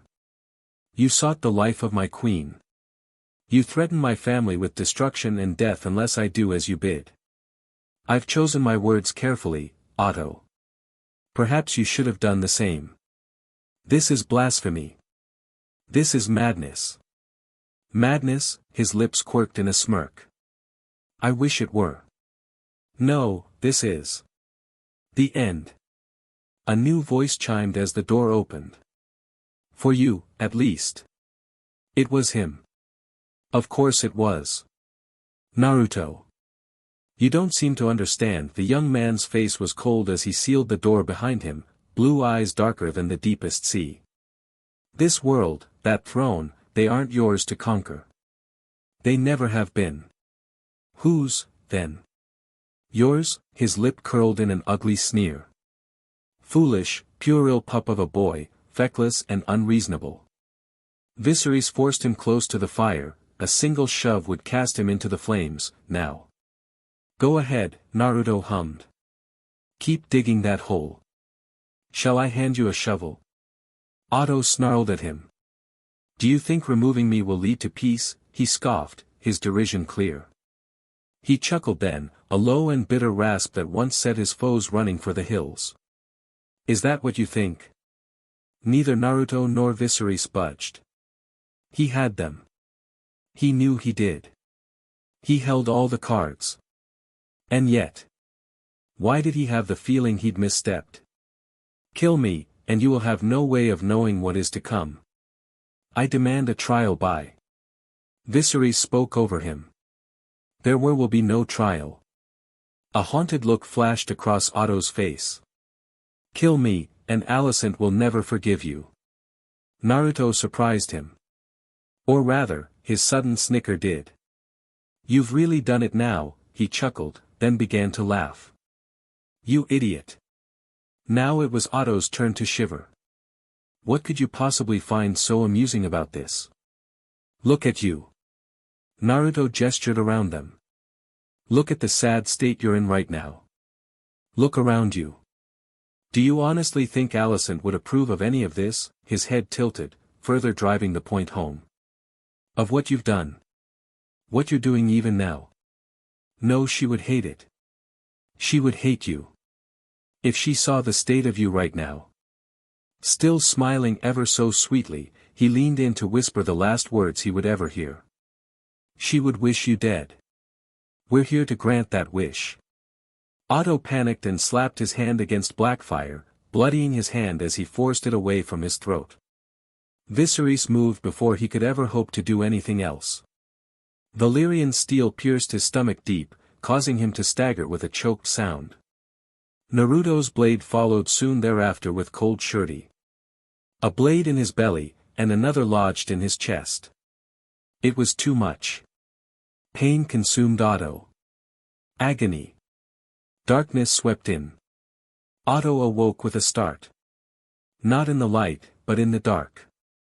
Hold a moment. Why wasn't he dead? When he tried to rise, he found that he could not.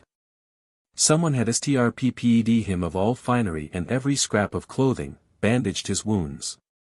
And left him chained naked to the floor. Dark and dank, warm stone against his back. Where was he? A cavern of some sort. No, that didn't make a lick of sense. Caverns were cold. This place was strangely warm, almost worryingly so. Concerned, he rattled his limbs, but no, his arms and legs remained bound. Another attempt to move resulted in yet another failure. The chains were old, but strong. He had nothing by which to break them. Where was he? These were not the black cells. A torch lit the darkness, driving away the shadows. He turned his face from it, watched someone set it into a brazier, now. The hooded visage of a stranger regarded him, wearing a heavy cloak. What is the meaning of this? He rasped out. Who goes there? Said stranger peeled back their hood, revealing themselves to him. His stomach sank. Allisen. No. Must stay strong. Daughter. Father. She lifted her chin. Are you comfortable? What kind of question was that? Of course he bloody well wasn't. And yet she kept staring. So stubborn. So like her mother. A shame he'd been forced to dispose of that woman. You missed quite the clamor in King's Landing, she said suddenly, apropos of nothing. I would have liked to see you at my wedding today. Otto strained against his chains. It is not too late. Yes, she interjected softly, it is. A muscle jumped in his jaw. Willful lass. She regarded him for a long moment. Is that what you fear? Me, thinking for myself? The word sent a chill shooting down his spine for all the wrong reasons. Her face was blank, reflecting not an iota of emotion. It is, isn't it? He heard the skittering of something in the dark. Where am I? Allisen didn't answer. I did not wish to be here, she said suddenly apropos of nothing, startling him. Nor did I wish to see you in such a sorry state. But I believe I must see this, if only to be certain of your death. Was that it, then? Was he to be tortured for her sick amusement? How droll. Two could play that game. You will never truly be rid of me, child. My legacy will live on through you. Will it? She tilted her head, face eerily blank. My children may bear your BLD, but they will be raised as Uzumaki. Not those of the Hightower. Fury lent his voice strength, if only for a moment. You would open your legs for that fiend. The look on her face proved telling. Oh. She'd already lain with him, hadn't she? Renna carries his child. Soon, I shall as well. She laid a hand over her stomach.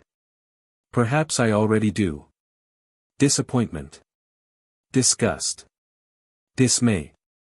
She had soiled his legacy. His lineage. You will be forgotten, father. Your legacy may persist for a time, but not for long. Perhaps even less if Uncle Hobart rebels. In 100 years, no one will remember your name. By 200, you will fade into obscurity. By 3. She crouched before him and laid a hand on his dirty cheek. Thank you for teaching me this last lesson, father. It will serve me well in the years to come. Her fingers bit into his jaw, preventing him from speaking. Renna and Naruto are seldom subtle. They need a guiding hand, someone to work behind the scenes and make certain they remain safe. I will be that hand. I shall be their shadow. I'll keep them safe. As you should have done. Otto did not heed her words. He was far too furious. They'd ruined her, turned her from his pawn into something unacceptable, unattainable, unrecognizable. He'd tried so hard, and gotten so far, but in the end. She had ruined it all. Monster. He spat lividly, where? Fiend. You are no daughter of mine.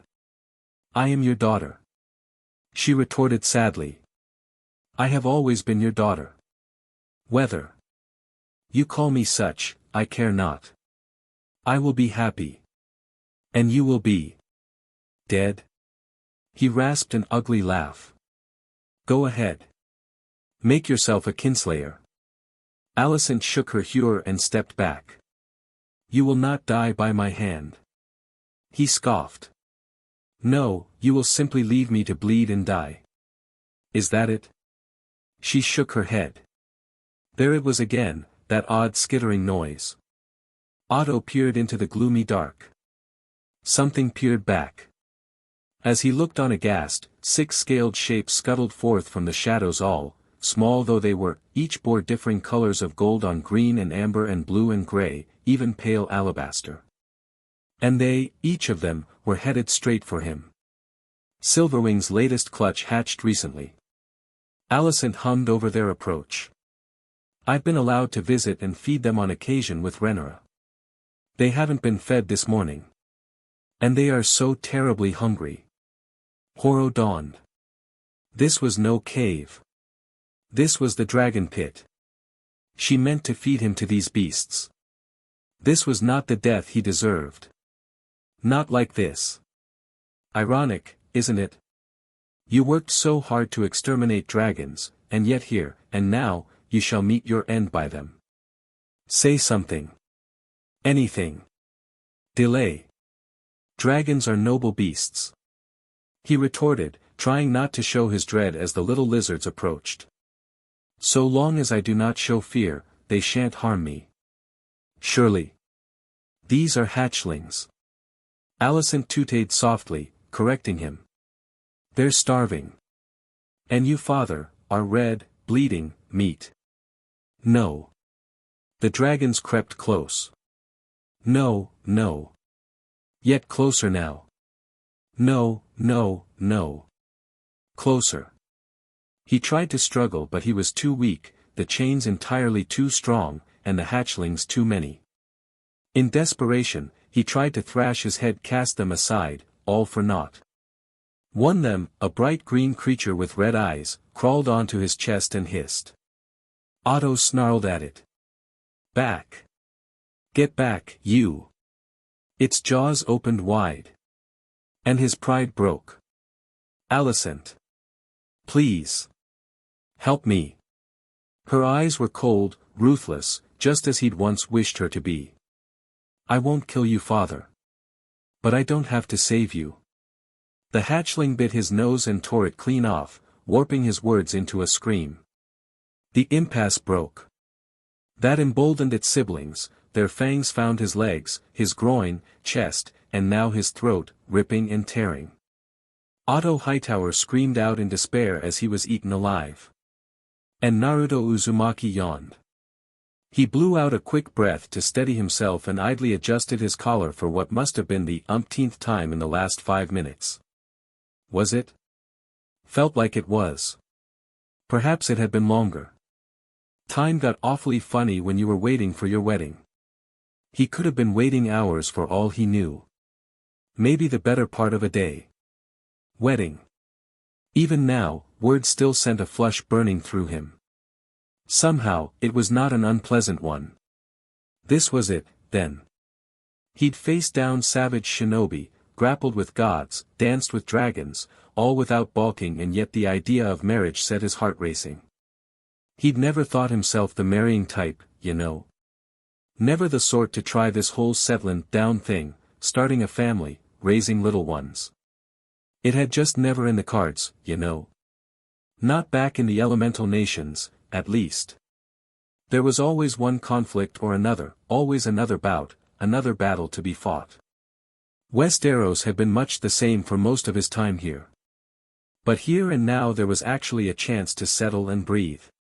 Despite that, a small part of him wanted to turn and run, batter down the door and flee across the narrow sea. Those are just nerves talking. You'll be fine. He cast his thoughts inward. Easy for you to say, Kurama. You're not the one getting married. Am I not? I'll be looking after Renna and Allisen, just as you will. At least you'll be getting something out of it. He winced a bit at the rebuke, even if it hadn't been intended as such. I'll try to include you more in the day-to-day. I demand that your BRTS call me Uncle Kurama.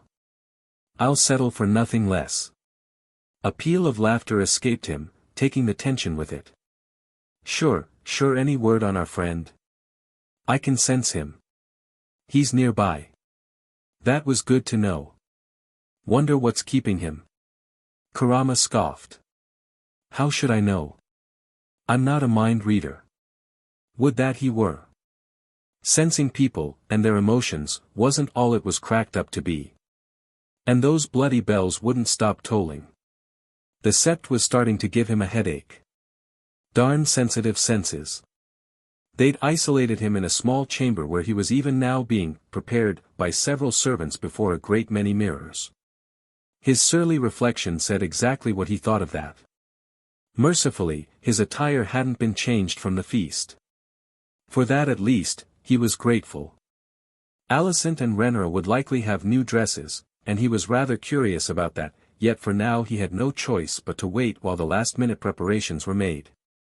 Today's wedding was unusual, and that it was technically Renna's wedding, not his. She was the main focus here, he was being brought into House Targaryen alongside Allisen. Thus they'd be meeting her at the altar. Some of the nobles had been fussy about that. Said it defied tradition. Meh, let em hang. His right ear twitched a moment before the door opened, a wave of his hand shooed the servants out just as she entered. He pretended not to notice her right up until Allison's chin came down on his shoulder. Husband.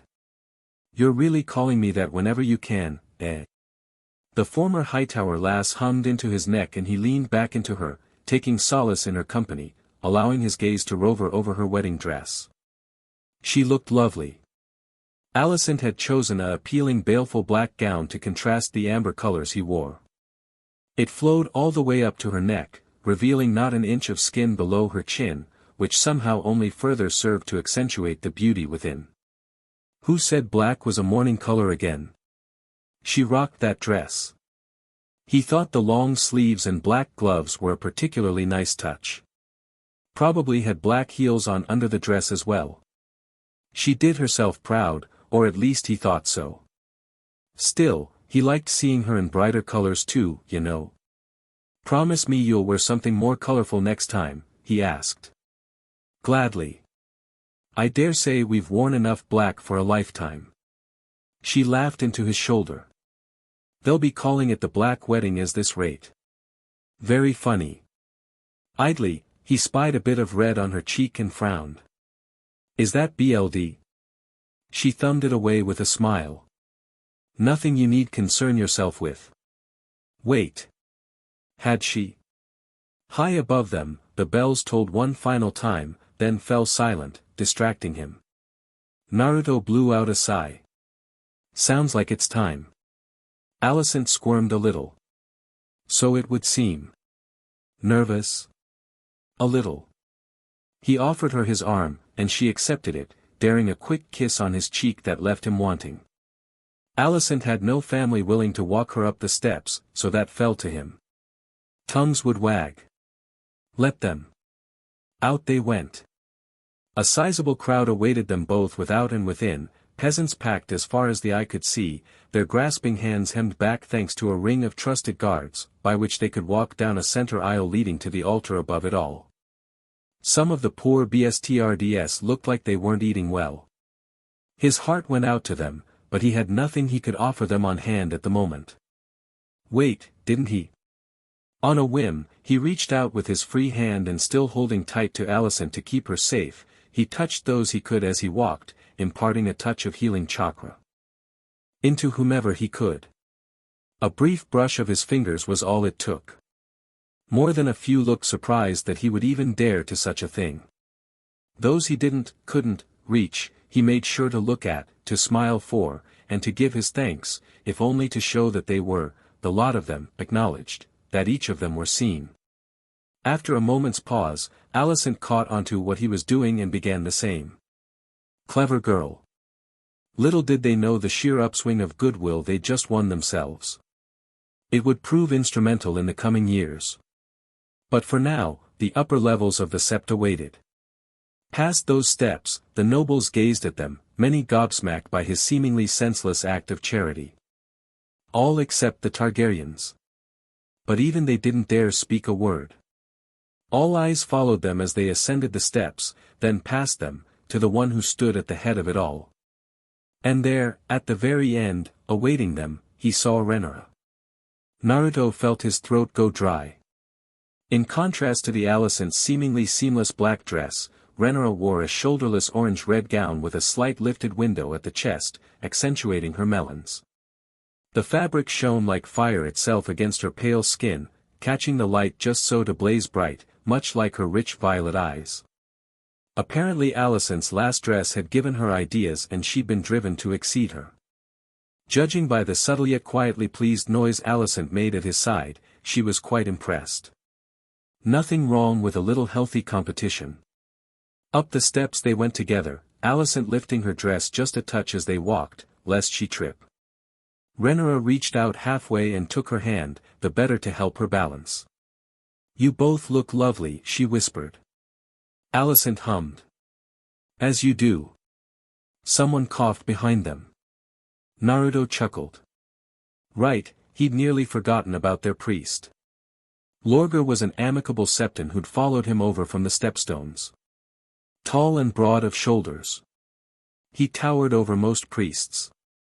His bald head and bright brown eyes made him seem downright harmless to many an outsider, when in truth, he was anything but. A heavy flanged mace hung from a dark leather cord wrapped at his waist, making him one of the few priests allowed to carry a weapon, and only with express permission from the crown at that. He could hardly blame him for wanting to protect himself, most everyone probably had at least one hidden dagger on them today. Weddings were dangerous in Westeros, people got ideas during weddings. Bad things happened during weddings. Not this one, they wouldn't, he'd kill whoever tried anything. So he swore. "Your Holiness." Lorgar bowed his head, granted him a small smile, followed by Allisen and Renna in return. "My ladies. Are we ready to begin, or do you require a moment?" Naruto didn't deign to correct him. No need to antagonize the poor fellow, arguing would only upset him. He'd let him believe as he wished for now. Still not quite sure why the man thought he was a god, but at this point, he wasn't going to question it. When in doubt, go with the flow. Renna nodded, and the septon raised his voice for all present to hear, noble and present alive. "You may now cloak both your beloveds, and bring them under your most holy protection." In return, Renna quirked a brow Naruto's way. Despite his nerves, he smiled. She'd been rather xplct about this part. Naruto chuckled, brought both hands together and burned an old gold, calling upon Kurama's chakra in all its towering might. But rather than allow his partner to manifest in the sept and carelessly crush everyone under his might, he took the offered energy and twisted it. The result was something extraordinary. That shining chakra spread out around him like a cape, one he draped about himself, Renna, then Allisen's shoulders for good measure. Lorgar's gaze burned with fresh fervor at the sight. "Your Grace," he looked to Viseris near the steps, followed by Demon and Emma, then Hugh and Catherine with Ulf, and all those behind them, "My lords, my ladies, we stand here in the sights of gods and men to witness the union of man and wives. One flesh, one heart, one soul, now and forever." Renna perked up as Allisen did the same. "In the sight of the seven, I hereby seal these three souls, binding them as one for eternity. Look upon one another and say the words." They were easy enough to remember, Allisen had all but drilled them into him. His voice rose in perfect cadence with her and Renna as they linked hands with one another, never looking away. "Father. Smith. Warrior. Mother. Maiden. Crone. Stranger. I am his/hers, and she/he is mine, from this day, until the end of my days." Neither of them faltered, though Allisen did flush at the very end, much to Renna's amusement. Lorgar continued a pace and Naruto listened with one ear, trying to focus on multiple things at once. Already his senses were stretched thin, bristling for any sign of deceit or ill intent. Any moment now the doors would burst open and men with crossbows would stalk inside. Or someone would tear a dagger from their sleeve and throw it their way. Swords would be drawn as men stormed the altar en masse hollering for BLD. But for all his suspicions nothing happened. No knives came out. Not a one. Somehow, that concerned him more than anything else. The enemy had to know that this was their last, great chance to stop what would be seen by many as an unstoppable union. Yes, it would be foolish to attack here and now, with so many watching eyes, but it would also be foolish not to try. One could not make a statement if one did not act, after all. Yet no one did. He expected a challenge, a reason to fight, an excuse to execute some of the odious nobles eyeing them with such disdain. Few of them liked him, and they liked this marriage even less, but their unease and anger stemmed more from their wooden pride than any true longing for violence. Someone might try something though. Renna nudged his side, bringing him back to himself just in time to hear the last of loyal Lorgar's words. Let it be known that Renna of House Targaryen, Naruto of House Uzumaki, and Allisen of House Hightower, Lorgar gently wrapped their hands together for a moment, the three of them, then unbound the cloth as he dutifully spoke the words, are now one heart, one flesh, one soul. Cursed be he who would seek to tear them asunder. Renna rounded on him with a flare, her smile all teeth. He knew what she would say next, he could have upstaged her, instead he let her have her moment. With this kiss, I pledge my love for you both. She drew him close and kissed him deeply, lips lingering over his, then moved to Allisen, kissing her just as deeply before drawing away, leaving the poor redhead reeling. So that's it, then. Marriage. It felt kinda nice. No, really nice, actually. Then why are you holding back? Shown them how much you care. He really should, shouldn't he? His heart soared at that thought and he just couldn't help himself. Without thinking, he drew both Allisen and Renna close, hand to hand, arm to arm, cheek to cheek, glomping then in a fierce hug. Their startled cries against his chest were sweet music to his ears. Allisen yelped.